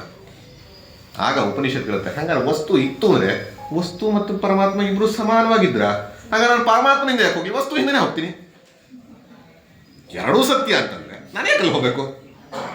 ವಸ್ತುವೂ ಸತ್ಯವೇ ಆದರೆ ವಸ್ತು ಪರತಂತ್ರ, ಆ ರೀತಿ ಬೇರೆ ಬೇರೆ ವಿಚಾರಗಳನ್ನು ಹೇಳ್ತಾ ಹೋಗ್ತಾರೆ. ಆಗ ಉಪನಿಷತ್ ಬರುತ್ತೆ ಏನಂತ ಅಂದ್ರೆ, ವಸ್ತು ಬೇಕು ಅನ್ನೋ ನಿಜ, ಆದರೆ ವಸ್ತು ಹೊರಗಿರಬೇಕು ಅನ್ನೋಂಥ ನೆಸೆಸಿಟಿ ಇಲ್ಲ. ವಸ್ತು ಹೊರಗಿಲ್ದರೆ ಹೇಗೆ ಮಾಡಕ್ ಸಾಧ್ಯ ಅಂದಾಗ ಆಗ ಕೊಡುವಂಥ ಎಕ್ಸಾಂಪಲ್ ಸ್ಪೈಡರ್ ವೆಬ್. ಸ್ಪೈಡರ್ ನಮ್ಗೆಲ್ಲರಿಗೂ ಜೇಡ ಗೊತ್ತಲ್ಲ, ಜೇಡ ಹೇಗೆ ಹಿಡಿಯುತ್ತೆ ತನ್ನ ಬಲೆಯನ್ನ? ಜೇಡ ವ್ಯಕ್ತಿ ಅಂತ ಅನ್ಕೊಳ್ಳಿ, ಆ ಬಲೆಯನ್ನ ಹಿಡಿಯೋದು ಯಾವ್ದನ್ನ ಹಿಡಿಯುತ್ತೆ? ತನ್ನ ಒಳಗಿನಿಂದ ತನ್ನ ತಂತುವನ್ನ ಉಪಯೋಗಿಸಿಕೊಂಡು, ತನ್ನ ಕೌಶಲ್ಯವನ್ನು ಉಪಯೋಗಿಸಿ ಒಂದು ಹಿಡಿಯುತ್ತೆ. ಈಗ ಹೇಳಿ, ಜಗತ್ ಸೃಷ್ಟಿ ಮಾಡೋದಕ್ಕೆ 2 ಬೇಕಾ, 1 ಸಾಕ? ಅದನ್ನ ಉಪನಿಷತ್ ಹೇಳ್ತೀನಿ. ನಾನು ಅದ್ರ ಬಗ್ಗೆ ಇವಾಗ ಹೋಗ್ತಾ ಇಲ್ಲ, ಯಾಕೆ ನನಗೆ ಕೊಟ್ಟಿರೋ ಮಂತ್ರ ಬೇರೆದು, ಸೊ ನಾನು ಅದಕ್ಕೆ ಹೋಗ್ತಾ ಇಲ್ಲ. So the creation doesn't require a separate creator. Creation itself can be a form of creator. ಇದು ಮೊದಲನೇ ಉದಾಹರಣೆ ಕೊಡುತ್ತೆ. ಎರಡನೇದು, ಹಲವಾರು ಜನ ನಾವೆಲ್ಲ ಇವತ್ತು ಭಾರತದಲ್ಲೂ ಕೂಡ ಆರ್ಚರಿ ನಾವೆಲ್ಲ ನೋಡ್ತೀವಲ್ಲ, ಒಲಿಂಪಿಕ್ಸ್ನೆಲ್ಲ ಮೆಡಲ್ ಬರಬೇಕು ಅಂತ, ಆರ್ಚರಿಯನ್ನ ಎಕ್ಸಾಂಪಲ್ ಕೊಟ್ಟಿದ್ದಾರೆ. ಪ್ರಣವೋಧನು ಶರೋಷ್ಯಾತ್ಮ ಬ್ರಹ್ಮತ ಲಕ್ಷ್ಯ ಮುಚ್ಚತೆ. ಪ್ರಣವ ಓಂಕಾರವೇ ಧನು, ಶರೋಹ್ಯಾತ್ಮ ಈ ಜೀವಾತ್ಮ ಅನ್ನೋದಿದೆ, ಅದೇ ಶರ. ಬ್ರಹ್ಮತ ಲಕ್ಷ್ಯ ಮುಚ್ಚತೆ, ಬ್ರಹ್ಮ ಅನ್ನೋದಿದೆ, ಅದೇ ಲಕ್ಷ್ಯ, ಬುಲ್ಸೈ. ಅಪ್ರಮತ್ತೇನ ವೇದ್ಧವ್ಯೋ, ಅಪ್ರಮತ್ತನಾಗಿ ಹೊಡೆದ್ರೆ ಅಲ್ಲಿ ಹೋಗಿ ನಿಲ್ಲತ್ತೆ ಅಂತ. ಅದರ ಒಂದು ಎಕ್ಸಾಂಪಲ್, ಅದನ್ನು ನಾನು ಹೇಳಲ್ಲ. ಇನ್ನು ಕೊನೆಗೆ ಮುಗಿಸ್ತಾ ಅವರೊಂದು ಉದಾಹರಣೆ ಹೇಳಿದ್ರು, ನದಿಗಳೆಲ್ಲ ಹೋಗಿ, ಆ ಎಕ್ಸಾಂಪಲ್ ಬರೋದು ಮುಂಡಕೋಪನಿಷತ್. ಇನ್ನು ವಿಶಿಷ್ಟಾದ್ವೈತಕ್ಕೆ ತುಂಬಾ ಇಷ್ಟ ಆಗುವಂತಹ ಮಂತ್ರವೂ ಇದರಲ್ಲಿದೆ. ಏನು ಅಂತಂದಾಗ ಫೈರ್ ಅಂಡ್ ಫ್ಲೇಮ್ಸ್, ಒಂದು ಬೆಂಕಿ ಮತ್ತು ಕಿಡಿಗಳು. ಬೆಂಕಿ ದೊಡ್ಡದು, ಕಿಡಿ ಅದರ ಅಂಶ ಸಣ್ಣದು. ಇದು ಕಾಡನ್ನೇ ಸುಡುತ್ತೆ, ಇದು ನಿಮ್ಮ ಕೈ ಮಾತ್ರ ಸುಡುತ್ತೆ ಅಷ್ಟೇ. ಸೊ ಅಂಶಿ ಈ ರೀತಿಯ ವಿಚಾರವನ್ನು ಹೇಳೋದು. ಹೀಗೆ ಹಲವಾರು ಥರದಿದೆ. ಇವತ್ತು ನನಗೆ ಕೊಟ್ಟಿರುವಂಥದ್ದು ಅಲ್ಲಿ ಕೂಡ ಏನೇನು ವಿಚಾರ ಇದೆ ಅದೆಲ್ಲ ಬೇಕಾದ್ರೆ ಇನ್ನೊಂದು ದಿನ ನೋಡ್ಬೋದು. ಇವತ್ತು ನನಗೆ ಕೊಟ್ಟಿರುವಂತಹ ವಿಚಾರ ದ್ವಾಸುಪರ್ಣ ಸಯುಜ ಸಖಾಯ, 2 birds ಅನಾಲಜಿ, 2 ಪಕ್ಷಿಗಳ ಒಂದು ಅನಾಲಜಿ ರೂಪಕವನ್ನು ಹಿಡಿದು ಏನನ್ನು ಹೇಳಕ್ ಹೊರಟಿದೆ ಅಂತ. ಈ ಮಂತ್ರವನ್ನು ಕೇಳಿದ್ರೆ ದ್ವೈತದ ಮಂತ್ರ, ನಮ್ದು ಇದು 2 ಪಕ್ಷಿ ಒಂದಲ್ಲಿದೆ, 2 ಪಕ್ಷಿ ಇದೆ ಅಂದರೆ 2 ಸತ್ಯ ಅಂತ ಅರ್ಥ. ಈಗ ಅದನ್ನು ಅರ್ಥ ಮಾಡ್ಕೊಳ್ಳುವಂತಹ ಪ್ರಯತ್ನವನ್ನು ಮಾಡೋಣ. ದ್ವಾಸುಪರ್ಣ ಸಯುಜ ಸಖಾಯ ಸಮಾನಂ ವೃಕ್ಷಂ ಪರಿಷಸ್ವಜಾತೆ ತಯೋ ಅನ್ಯ ಪಿಪ್ಪಲಂ ಸ್ವಾದ್ವತ್ತಿ ಅನಶ್ನನ್ ಅನ್ಯೋ ಅಭಿಚಾಕಶೀತಿ. ಇದು ಮುಂಡಕೋಪನಿಷತ್ನಲ್ಲಿ ಬರುವಂತಹ 3ನೇ ಮುಂಡಕ. ಅದರಲ್ಲಿ ಮೊದಲನೇ ಖಂಡದಲ್ಲಿ ಮೊದಲನೇ ಶ್ಲೋಕ ಶುರುವಾಗದ ಈ ರೀತಿಯಲ್ಲಿ ಆಗುತ್ತೆ. ಅನಾಲಜಿ ಸಿಂಪಲ್, ನಿಮಗೆಲ್ಲರೂ ಕೇಳಿರ್ತೀರ. ಏನು ಅಂತಂದಾಗ ಒಂದು ಮರ ಇದೆ, ಕಣ್ಣು ಮುಂದೆ ಒಂದು ಮರವನ್ನು ಕಲ್ಪಿಸ್ಕೊಳ್ಳಿ. ಮರದಲ್ಲಿ ಒಂದಷ್ಟು ಬ್ರಾಂಚಸ್, ಒಂದಷ್ಟು ರೆಂಬೆಗಳು, ಕೊಂಬೆಗಳು ಎಲ್ಲವೂ ಇದೆ. ಆ ಮರದಲ್ಲಿ ಒಂದಷ್ಟು ಪಕ್ಷಿಗಳಿದೆ. ಅದು ಇವತ್ತು ನಮ್ಗೆ ಅರ್ಥ ಮಾಡ್ಕೊಳ್ಳೋದಕ್ಕೆ ಒಂದು ಪಕ್ಷಿ ಅಂತ ಇಟ್ಕೊಳ್ಳೋಣ. ಕೆಳಗಿನ ಒಂದಷ್ಟು ರೆಂಬೆ ಕೊಂಬೆಗಳಲ್ಲಿ ಪಕ್ಷಿ ಒಂದಿದೆ, ಮೇಲೆ ಇನ್ನೊಂದು ಪಕ್ಷಿ ಕೂತಿದೆ. ಈ ಕೆಳಗಿನ ಪಕ್ಷಿ ಏನು ಮಾಡ್ತಾ ಇದೆ ಅಂತಂದ್ರೆ ಪಿಪ್ಪಲಂ ಅಂತ ಇದೆ. ಪಿಪ್ಪಲಂ ಅಂತಂದಾಗ ಅಲ್ಲಿ ಇರುವಂತಹ ಆ ಹಣ್ಣನ್ನ ಒಂದೊಂದು ತಿನ್ನತ್ತೆ ಬರುತ್ತೆ, ಇನ್ನೊಂದು ತಿನ್ನತ್ತೆ ಬರುತ್ತೆ, ಮತ್ತೊಂದು ತಿನ್ನತ್ತೆ. ಈ ಕೊಂಬೆಯಿಂದ ಆ ಕೊಂಬೆಗೆ, ಆ ಕೊಂಬೆಯಿಂದ ಇನ್ನೊಂದು ರೆಂಬೆ ಹಾರ್ತಾ ಹಾರ್ತಾ ಹಾರ್ತಾ ಹಾರ್ತಾ ಸ್ವಾದಿಸ್ತಾ ಇದೆ, ಆಸ್ವಾದಿಸ್ತಾ ಇದೆ. ಒಂದೊಂದ್ಸರಿ ಸ್ವಾದ ಆಗತ್ತೆ, ಇನ್ನೊಂದ್ಸರಿ ವ್ಯಾ ಆಗತ್ತೆ, ಒಂದು ಸರಿ ಖುಷಿ ಆಗತ್ತೆ, ಇನ್ನೊಂದ್ಸರಿ ದುಃಖ ಆಗತ್ತೆ, ಒಂದ್ಸರಿ ಸ್ವೀಟ್ ಆಗಿರುತ್ತೆ, ಇನ್ನೊಂದು ಕಡೆ ಸವರ್ ಆಗಿರುತ್ತೆ. ಪ್ರತಿಯೊಂದು ಕೂಡ ಈ ರೀತಿ ಬೇರೆ ಬೇರೆ ಅನುಭವಗಳನ್ನ ಪಡಿತಾ ಇದೆ. ಇನ್ನೊಂದು ಪಕ್ಷಿ ಇರುತ್ತೆ, ಮೇಲೆ ಕೂತಿದೆ. ಅದು ಏನನ್ನೂ ಮಾಡದೆ ಶಾಂತವಾಗಿ ಕೂತಿದೆ. ಇದರ ಒಂದು ಕಂಟಿನ್ಯೂಷನ್ ಆಗಿ 2ನೇ ಮಂತ್ರವೂ ಕೂಡ ಕಂಟಿನ್ಯೂ ಆಗುತ್ತೆ. ಅದರಿಂದ ಮುಂದಕ್ಕೆ ವಿಲ್ ಟೇಕ್ ದ ಡಿಸ್ಕಷನ್. ಅಲ್ಲೇ ಹೇಳುತ್ತೆ ಸಮಾನೇ ವೃಕ್ಷೆ ಪುರುಷೋ ನಿಮಗ್ನಃ. ಈ ಸಮಾನ ವೃಕ್ಷ ಏನು? ಸಮಾನ 2 ಪಕ್ಷಿ, ಇದೊಂದು ಮರದಲ್ಲಿ ಅದೊಂದು ಮರದಲ್ಲಿ ಇಲ್ಲ, ಸಮಾನೇ ವೃಕ್ಷೆ, 2 ಕೂಡ ಒಂದೇ ಮರದಲ್ಲಿದೆ. ನಿಮಗ್ನೋ ಅನೀಶಯ ಶೋಚತಿ ಮುಹ್ಯಮಾನಃ. ಶೋಚಿಸ್ತಾ ಇದೆ ಅಂತೆ. ಆ 2ನೇ ಇದೆಯಲ್ಲ, ಶೋಕಿಸ್ತಾ ಇದೆ ಅಂತೆ. ನಿಮಗ್ನಃ ಮುಹ್ಯಮಾನಃ, ಯಾಕೆನ್ನೋ ಕಾರಣಗಳನ್ನ ನಾವೇ ನೋಡೋಣ. ಆದರೆ ಇದು ಯಾವಾಗ ಸತ್ಯವನ್ನು ಅರಿಯುತ್ತೋ ಆಗ ಅದೇನಾಗತ್ತೆ ಅನ್ನೋ ಕೊನೆಗೆ ವೀತ ಶೋಕ ಅಂತ ಕೊನೆಗೆ ಎಂದಾಗತ್ತೆ. ವೀತ ಶೋಕ ಅಂದ್ರೆ ಶೋಕ, ವೀತ ಅಂದ್ರೆ ಕಳ್ಕೊಂಡಂತ ಶೋಕವನ್ನಾಗಿ ಪರಿಪೂರ್ಣತೆಯನ್ನು ಪಡೆಯುತ್ತೆ. ಇದು ಈ 2 ಮಂತ್ರ. ಈ 2 ಮಂತ್ರದ ಒಂದು ವಿಸ್ತಾರವಾಗಿ ಏನು ಹೇಳ್ತಾ ಇದೆ ಅನ್ನೋಂಥದ್ದನ್ನು ಅರ್ಥ ಮಾಡ್ಕೊಳ್ಳೋಣ. ಫಸ್ಟ್ ಹೇಳಿರುವಂಥದ್ದೇ ದ್ವಾಸುಪರ್ಣ, 2 ಪಕ್ಷಿಗಳು. ಈ 2 ಪಕ್ಷಿಗಳು ಹೇಗಿವೆ ಅಂತಂದಾಗ ಸಯುಜ ಸಖಾಯ. ಸಖ ಅಂದ್ರೇನು? ಸ್ನೇಹಿತರು, ಒಂದಕ್ಕೊಂದು ಎನಿಮಿ ಅಲ್ಲ. ನೀನು ಹಿಂಗೆ ಮಾಡ್ತೀಯ, ನಾನು ನೋಡ್ಕೋತೀನಿ ನೀನು ಅಂತವಲ್ಲ. ಇಬ್ಬರು ಕೂಡ ಒಬ್ಬರಿಗೊಬ್ರು ಸ್ನೇಹಿತರು. ಎಷ್ಟರ ಮಟ್ಟಿಗೆ ಸ್ನೇಹಿತರು ಅಂದ್ರೆ ಸಯುಜ. ಯುಜ್ ಅಂದ್ರೆ ಏನಂತಾರ ಹೇಳಬಹುದಾ? ಯುಜ್ ಅಂದ್ರೆ ಯೋಗ. ಯೋಗ ಅಂದ್ರೆ ಯೂನಿಯನ್, ಸೇರಿರುವಂಥದ್ದು. ನಾವು ಹಲವಾರು ಸರಿ ಅನ್ಕೋತೀವಿ ಪರಮಾತ್ಮ ಹೋಗಿ ಸೇರ್ಬೇಕು ಅನ್ಕೋತೀವಿ. ಇಲ್ಲಿ ಹೇಳ್ತಾ ಇದೆ 2 ಪಕ್ಷಿಗಳು ಯಾವಾಗಲೂ ಸೇರೇ ಇದೆ. 2 ಪಕ್ಷಿಗಳು ಯಾವಾಗಲೂ ಸೇರೇ ಇದೆ. ಸಯುಜ ಸಖಾಯ, 2 ಕೂಡ ಸ್ನೇಹಿತರಂತೆ ಒಂದಕ್ಕೆ ಒಂದು ಆಪ್ತತೆಯಿಂದ, ಆತ್ಮೀಯತೆಯಿಂದ, ಆಲ್ಮೋಸ್ಟ್ ಒಂದೇನೋ ಅಂತ ರೀತಿಯಲ್ಲಿ. ಆಮೇಲೆ ಅದು ಒಂದೇನೇ 2 ಅಂತ ನೋಡೋಣ ಆಮೇಲೆ. ಈಗ ಸದ್ಯಕ್ಕೆ ಇಟ್ಕೊಳ್ಳುವಾಗ ಒಂದೇನು ಅಂತ ಹತ್ತಿರದ ರೀತಿಯಲ್ಲಿ 2 ಇದೆ. ಸಯುಜ ಸಖಾಯ. ಎಲ್ಲಿದೆ?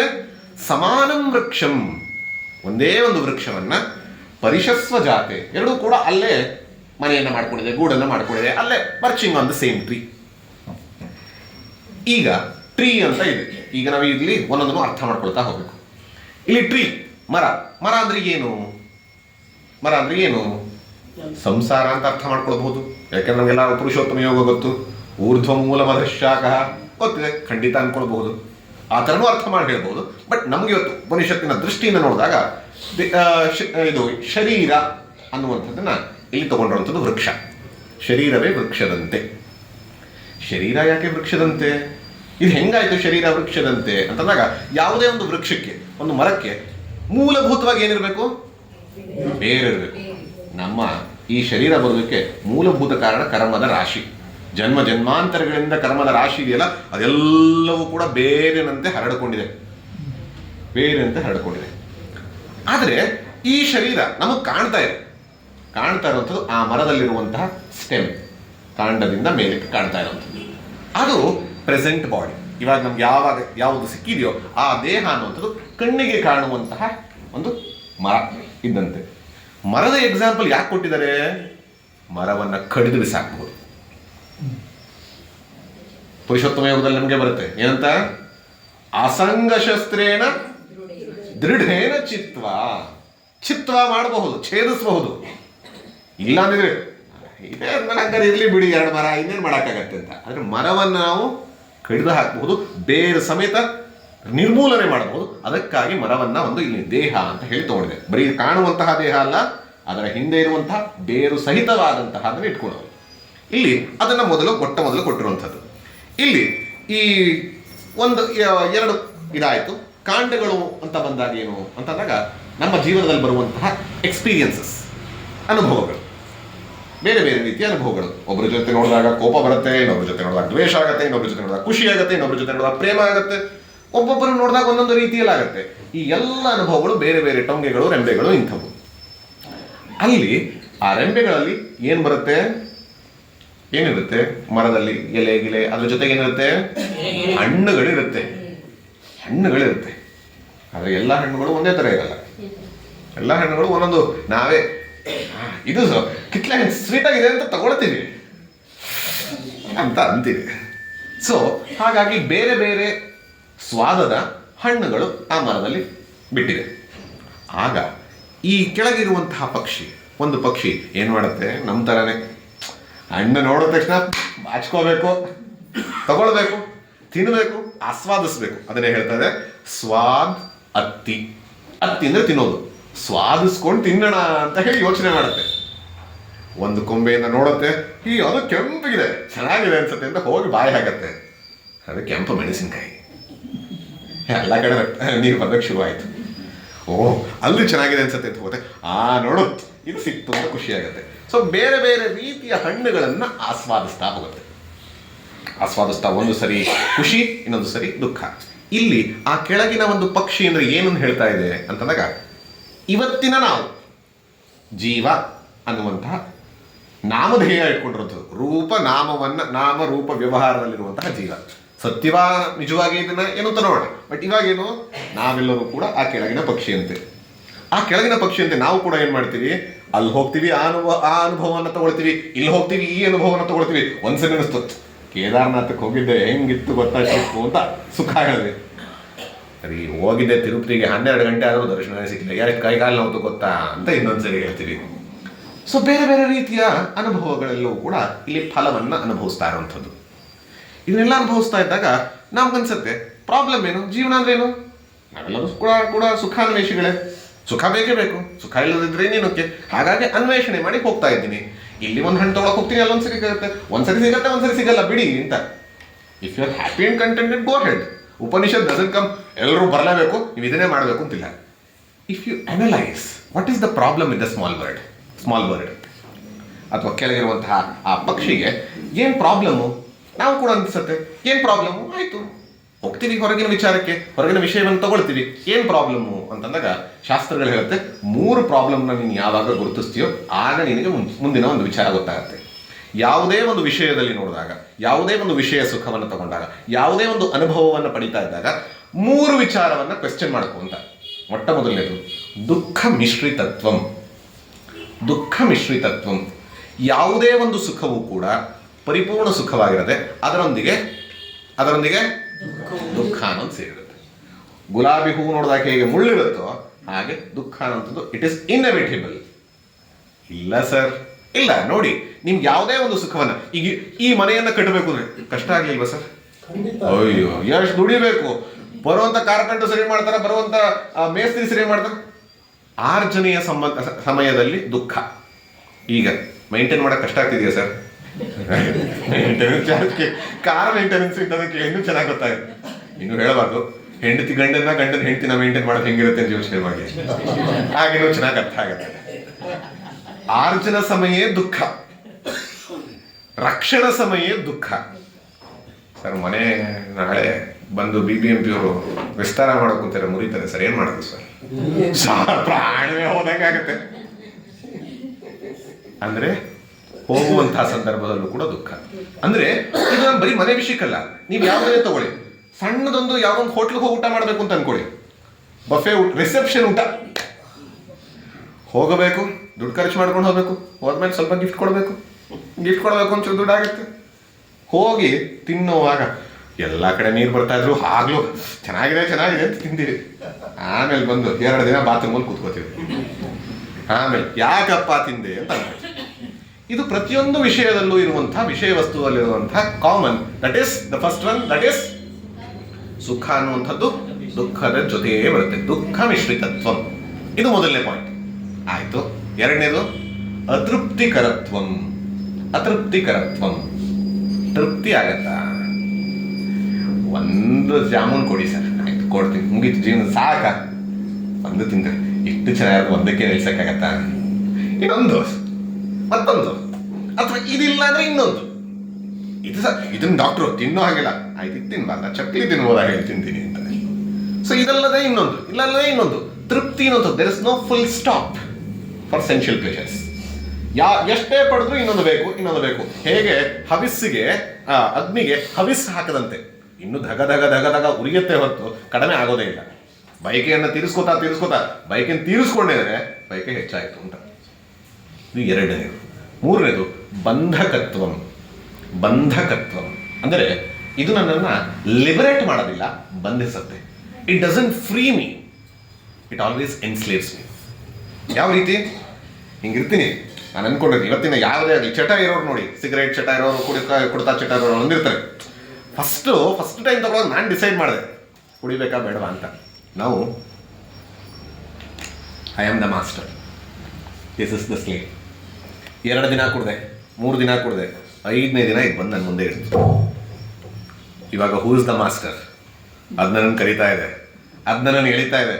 ನನಗೆ ಇಷ್ಟನೋ ಕಷ್ಟನೋ ಹೋಗ್ತೀನಿ, ತಗೋತೀನಿ. So I become the slave. This is called ಬಂಧಕತ್ವ. This enslaves me. ಮನಸ್ಸು ಅನ್ನುವಂಥದ್ದು ನನ್ನ ದಾಸನಾಗಿರಬೇಕು, ನಾನು ಮನಸ್ಸಿನ ದಾಸನಾಗ್ತೀನಿ, ನಾನು ಇಂದ್ರಿಯಗಳಿಗೆ ದಾಸನಾಗ್ತೀನಿ. ಹೀಗಾಗಿ ಈ 3 ದೋಷಗಳನ್ನು ಯಾರು ಕಾಣ್ತಾರೋ, ಕಾಣುವವರೆಗೂ ಅವರು ಕೆಳಗಿನ ಪಕ್ಷಿಯಂತೆ ಎಲ್ಲ ರೀತಿಯ ಹಣ್ಣುಗಳನ್ನ ತಿಂತಾ ಅದು ಖುಷಿ ಇರ್ಬೋದು, ದುಃಖ ಇರ್ಬೋದು. ಇವತ್ತು ಯಾರು ಕೇಳಿ ವೇದಾಂತಕ್ಕೆ ಎಲ್ಲರೂ ಬಂದಿದ್ದಾರೆ, ಇಷ್ಟೆಲ್ಲ ಪ್ರಯತ್ನ ಪಟ್ಟು ಬಂದಿದ್ದು ಇಷ್ಟು ಜನ, ಪುಣ್ಯ ಇಷ್ಟು ಜನ ಬಂದಿದ್ದಾರೆ. ಎಷ್ಟು ಕಡೆ ಪಾಪ 5 ಜನ 7 ಜನ, ಯಾಕೆ? ಅಲ್ಲ ಕುಡ್ಕೊಂಡು ಇನ್ನು ತಿನ್ಕೊಂಡು ಆರಾಮಾಗಿ ಇದು ಅದು ಎಕ್ಸ್ಪೀರಿಯನ್ಸ್ ಇದ್ರೆ. If you are like this, ಇಷ್ಟೇ ಇದ್ರೆ ನೀವು ಅಲ್ಲೇ ಸ್ಟಾಪ್. ಆದರೆ ಯಾವಾಗ ಇದರಲ್ಲಿ ಈ 3 ದೋಷವನ್ನ, ಯಾವ 3? ಮೊದಲನೇದು ಸುಖ ಮತ್ತು ದುಃಖ ಸೇರಿರುತ್ತೆ, ದುಃಖ ಮಿಶ್ರಿತತ್ವಂ. ಎರಡನೇದು ಅತೃಪ್ತಿ, ತೃಪ್ತಿ ಅನ್ನೋದೊಂದು ಕಂಟೆಂಟ್ಮೆಂಟ್ ಅನ್ನೋದಕ್ಕೆ ಬರೋದಕ್ಕೆ ಸಾಧ್ಯವೇ ಇಲ್ಲ. ಮೂರನೇದು ಬಂಧಕತ್ವ. ಈ 3ನ್ನ ತಿಳಿತಾರೋ ಆಗ ಒಬ್ಬ ಸಾಧಕನ ಜೀವನ ಶುರುವಾಗುತ್ತೆ. ಹೆಂಗೆ ಅಂತಂದ್ರೆ, ನಮಗೆಲ್ಲರಿಗೂ ಗೊತ್ತಿರುವಂತಹ ಒಬ್ಬ ಪುರುಷನ ಕಥೆ. ಚಿಕ್ಕ ವಯಸ್ಸಿನಲ್ಲೇ ಅವ್ರ ಅಪ್ಪನಿಗೆ ಹೇಳಿದ್ರು, ಇವನು ಒಬ್ಬ ದೊಡ್ಡ ಮಹಾರಾಜನಾಗ್ತಾನೆ, ಇಲ್ಲ ಒಬ್ಬ ದೊಡ್ಡ ಮನೆ ಬಿಟ್ಟು ಹೊರಟ್ಬಿಡ್ತಾನೆ ಅಂತ. ಅವರ ಅಪ್ಪ ತೀರ್ಮಾನ ಮಾಡಿದ್ರು, ಮನೆ ಬಿಟ್ಟಂತೂ ಕಳಿಸಲ್ಲ, ರಾಜ ಆಗಬೇಕು ಅಂತ ಹೇಳಿ ಅರಮನೆಯನ್ನು ಬಿಟ್ಟೇ ಹೊರಗೆ ಕಳಿಸ್ತಾ ಇರಲಿಲ್ಲ. ಎಷ್ಟರ ಮಟ್ಟಿಗಾಗಿದ್ದಂದ್ರೆ ಹೊರಗಿನ ಏನು ಗೊತ್ತಿಲ್ಲ, ಕಷ್ಟ ಇಷ್ಟ ಏನು ಗೊತ್ತಿಲ್ಲ. ಬೆಳೀತಾ ಮದುವೆನೂ ಅರಮನೆ ಒಳಗೆ ಆಯ್ತು, ಬೆಳೀತಾ ಮಗುನೂ ಆಯ್ತು. ಒಂದು ದಿನ ಸಂಜೆ ವಿಹಾರಕ್ಕೆ ಅಂತ ಹೇಳಿ ಒಬ್ಬ ಸಾರಥಿಯ ಜೊತೆ ಹೋದ. ಅಲ್ಲಿ ಹೋಗ್ತಾ 4 ಸೀನ್ಗಳನ್ನ ನೋಡ್ತಾನೆ, 4 ದೃಶ್ಯಗಳನ್ನ ನೋಡ್ತಾನೆ. ಮೊದಲನೇ ದೃಶ್ಯ ಹೇಳುತ್ತೆ, ಒಬ್ಬ ವಯಸ್ಸಾದಂತಹ, ಮುಖ ಎಲ್ಲ ಸುಕ್ಕುಗಟ್ಟಿರುವಂತಹ, ತಲೆ ಕೂದಲು ಬೆಳಗಾಗಿದೆ ಅಥವಾ ತಲೆ ಕೂದಲೆಲ್ಲ ಹೋಗಿರುವಂತಹ, ಬಗ್ಗಿರುವಂತಹ ವ್ಯಕ್ತಿಯನ್ನು ನೋಡಿ ಕೋಲ್ ಹಿಡ್ಕೊಂಡು ನಡ್ಕೊಂಡು ಹೋಗ್ತಾ ಇರೋದು ನೋಡಿ ಅವನಂತಾನೆ, ಏನಿದು ಹೀಗಿದೆ ಅಂತ. ಸಾರಥಿ ಅಂತಾನೆ, ಇದೇನು ಅಂತ ಗೊತ್ತಿಲ್ವಾ? ವೃದ್ಧಾಪ್ಯ ಗೊತ್ತಿಲ್ವಾ ನಿಂಗೆ? ವೃದ್ಧಾಪ್ಯ ಬಂದಾಗ ಕೂರೋದು ಹೇಳೋದು ಕೂಡ ಒಂದು ದೊಡ್ಡ ಪ್ರಾಜೆಕ್ಟೇ. ಮಂಡಿ ನೋವು, ಬೆನ್ನು ನೋವು, ಇದೆಲ್ಲವೂ ಕೂಡ ಅಲ್ಲಿರಲ್ಲ, ಇದೆಲ್ಲ ಕಷ್ಟ ಆಗ್ತಾ ಹೋಗುತ್ತೆ. ಅಯ್ಯೋ, ಈ ಥರ ಪ್ರಾಬ್ಲಮ್ ಅನುಭವಿಸ್ತಾರ ಅಂತ. ಆಗ ಅವ್ರು ಅನುಭವಿಸೋದಲ್ಲ, ನೀನು ಅನುಭವಿಸ್ತೀಯ ಮುಂದೆ. ಅಯ್ಯೋ, ನನಗೂ ಬರುತ್ತಾ ಇದು. ಓಕೆ, ಇನ್ನೊಂದು ಸ್ವಲ್ಪ ಮುಂದೆ ಹೋದ. ಅಲ್ಲಿ ಒಬ್ಬ ಗೂರಲ್ ಥರ ಕೆಮ್ಕೊಂಡು ಕಕ್ತಾ ಇದ್ದ. ಒಂಥರ ನೋಡಿದ ತಕ್ಷಣ ಮನಸ್ಸು, ಅಯ್ಯೋ ಏನಕ್ಕೆ, ಯಾಕಿಷ್ಟು ಕಷ್ಟಪಡ್ತಾ ಇದ್ದಾರೆ. ಇದಕ್ಕೇನಂತಾರೆ ಅಂದರೆ ರೋಗ ಅಂತಾರೆ, ವ್ಯಾಧಿ ಅಂತಾರೆ.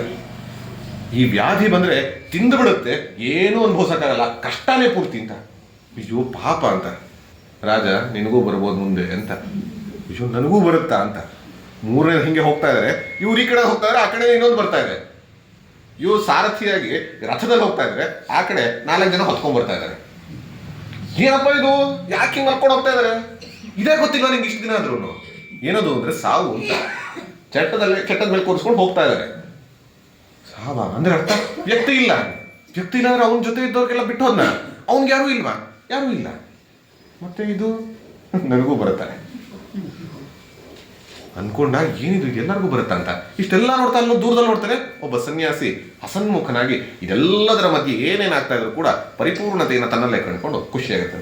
ಇವ್ರು ಯಾರು ಅಂತಂದಾಗ ತನ್ನನ್ನು ತಾನು ಯಾರು ತಿಳಿದಿದ್ದಾರೋ ಅಂತ ಅವನು ಅನ್ಕೋತಾನೆ, ಓ ನಾನು ಬದಲಾಗಬೇಕು.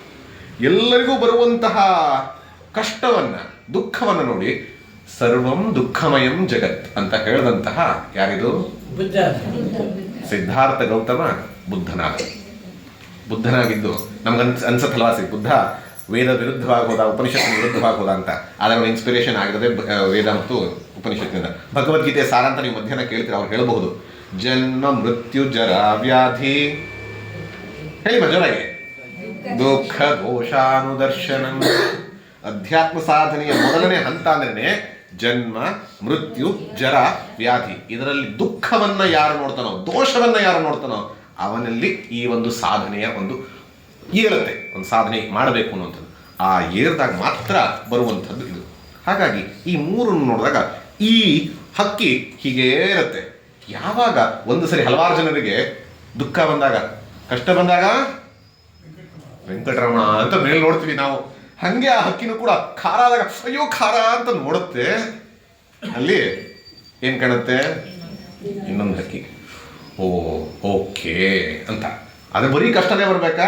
ಒಬ್ಬೊಬ್ರು ಸುಖ ಇದ್ದು ಚೆನ್ನಾಗಿದ್ದಾಗ್ಲೂ ಕೂಡ ಏನಾಗತ್ತೆ, ಎಲ್ಲ ಇದೆ ಈಗೇನು ಮಾಡ್ಲಪ್ಪ ತಂದೆ ಅಂತ ನೋಡ್ತಾರೆ. ಕಷ್ಟನೇ ಬರಬೇಕು ಅಂತಿಲ್ಲ, ಬೇರೆಯವ್ರ ಕಷ್ಟ ನೋಡೋದು ಕೂಡ ನಾವು ನೋಡ್ಬೋದು. ಈಗ ಬುದ್ಧನಿಗೆ ಯಾವುದೇ ವೃದ್ಧಾಪ್ಯವೂ ಬಂದಿರಲಿಲ್ಲ, ರೋಗವೂ ಬಂದಿರಲಿಲ್ಲ. ಬೇರೆಯವರ ದುಃಖವನ್ನು ನೋಡಿ, ಬೇರೆಯವರ ಜೀವನಾನುಭವವನ್ನು ನೋಡಿ ತಾನು ಅದನ್ನ ಅನಲೈಸ್ ಮಾಡಿ ವಿವೇಕ ವಿಮರ್ಶೆಯನ್ನು ಮಾಡಿದಾಗ, ಇದೆಲ್ಲ ಇದೆಯಾ, ಹಂಗಾರೆ ಏನು ಅಂತ ಒಂದ್ಸರಿ ಮೇಲೆ ನೋಡಿದಾಗ ಮೇಲೆ ಇನ್ನೊಂದು ಪಕ್ಷಿ ಕಾಣುತ್ತೆ. ಆ ಪಕ್ಷಿ ಎರಡನೇ ಪಕ್ಷಿ, ಹೈಯರ್, ಮೇಲಿನ ಒಂದು ಅತ್ಯಂತ ಉನ್ನತವಾದಂತಹ ರೆಂಬೆಯ ಮೇಲೆ ಕುಳಿತಿರುವಂತಹ ಪಕ್ಷಿ. ಅದು ಏನ್ ಮಾಡ್ತಾ ಇದೆಯಂತೆ? ನೋಡ್ತಾ ತಿಂತಾರೆ, ಅಬ್ಸರ್ವ್ ಮಾಡ್ತಾರೆ. It is witnessing. ಅದನ್ನ ಗಮನಿಸ್ತಾರೆ. ಏನ್ ಗಮನಿಸ್ತಾರೆ? ಏನಾಗ್ತಾ ಇದೆಯೋ ಎಲ್ಲವನ್ನ ಗಮನಿಸ್ತಾರೆ. ಇದು ಇಲ್ಲಿ ಸ್ವೀಟ್ ತಿಂದು ಖುಷಿ ಪಟ್ಟಿದ್ದನ್ನು ಗಮನಿಸ್ತು, ಖಾರ ತಿಂದು ದುಃಖ ಪಟ್ಟಿದ್ದನ್ನು ಗಮನಿಸ್ತು, ಇನ್ನು ಇದು ಏನು ಕಹಿಯನ್ನ ತಿಂದು ಅಂತ ಉಗಿದಿದ್ದನ್ನು ಗಮನಿಸ್ತು. ಪ್ರತಿಯೊಂದನ್ನು ಕೂಡ ಅದು ಗಮನಿಸ್ತಾ ಇದೆ. It is doing nothing.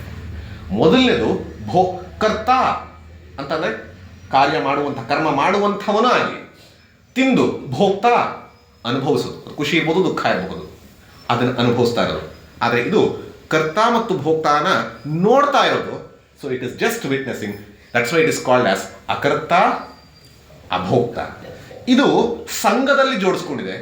ಇದಕ್ಕೆ ಇಷ್ಟ, ಅದು ಬೇಕು, ಇದು ಬೇಕು, ಇದು ಬೇಕು, ಅದು ಬೇಕು ಅನ್ನುವಂಥ ಬಯಕೆಲಿದೆ. ಇದು ಅಸಂಗ. ಈ ಅಸಂಗದ ಒಂದು ಪಕ್ಷಿ, ಇಲ್ಲಿ ಸಂಘದಿಂದ ಇರುವಂತಹ ಇನ್ನೊಂದು ಪಕ್ಷಿ. ಈಗ ಯಾವಾಗ ಈ ಒಂದು ಪಕ್ಷಿ ಮೇಲೆ ನೋಡುತ್ತೋ ಆಗ ಅಧ್ಯಾತ್ಮ ಸಾಧನೆ ಶುರುವಾಯಿತು. ಅಂದ್ರೆ ಪರಮಾತ್ಮ ಇದ್ದಾನೆ ಅಂತನೋ, ಆತ್ಮ ಚೈತನ್ಯ ಅನ್ನೋದು ಇದೆ ಅಂತನೋ ಯಾವಾಗ ಒಂದು ರೆಕಗ್ನೈಸ್ ಮಾಡ್ತೀವಿ, ದೆನ್ ದ ಜರ್ನಿ ಸ್ಟಾರ್ಟ್ಸ್. ಅಲ್ಲಿಂದ ಮುಂದಕ್ಕೆ ಹೋಗ್ತಾ ಏನ್ ಮಾಡ್ತೀವಿ, ಏನ್ ಮಾಡಬೇಕು ಅನ್ನುವಂಥದ್ದನ್ನ ಮುಂದಕ್ಕೆ ಹೇಳ್ತಾ ಹೋಗುತ್ತೆ. ಈಗ ಆ ಯೋಚನೆ ಬಂದ ಮೇಲೆ ಪರಮಾತ್ಮ ಇದ್ದಾನೆ, ಈ ತರ ಸತ್ಸಂಗಗಳು ಬಂದಾಗ ನಿಮ್ಮಲ್ಲೇ ಆನಂದ ಸ್ವರೂಪ ಅಂತೆಲ್ಲ ಕೇಳಿದಾಗ ಈಗ ಯೋಚನೆ ಮಾಡಕ್ ಶುರು ಮಾಡುತ್ತೆ ಆ ಕೆಳಗಿನ ಪಕ್ಷಿ. ನಾವೆಲ್ಲ ಹುಡುಕ್ತಾ ಇರೋದೇನು? ಆನಂದ, ಸುಖ, ಸಂತೋಷ.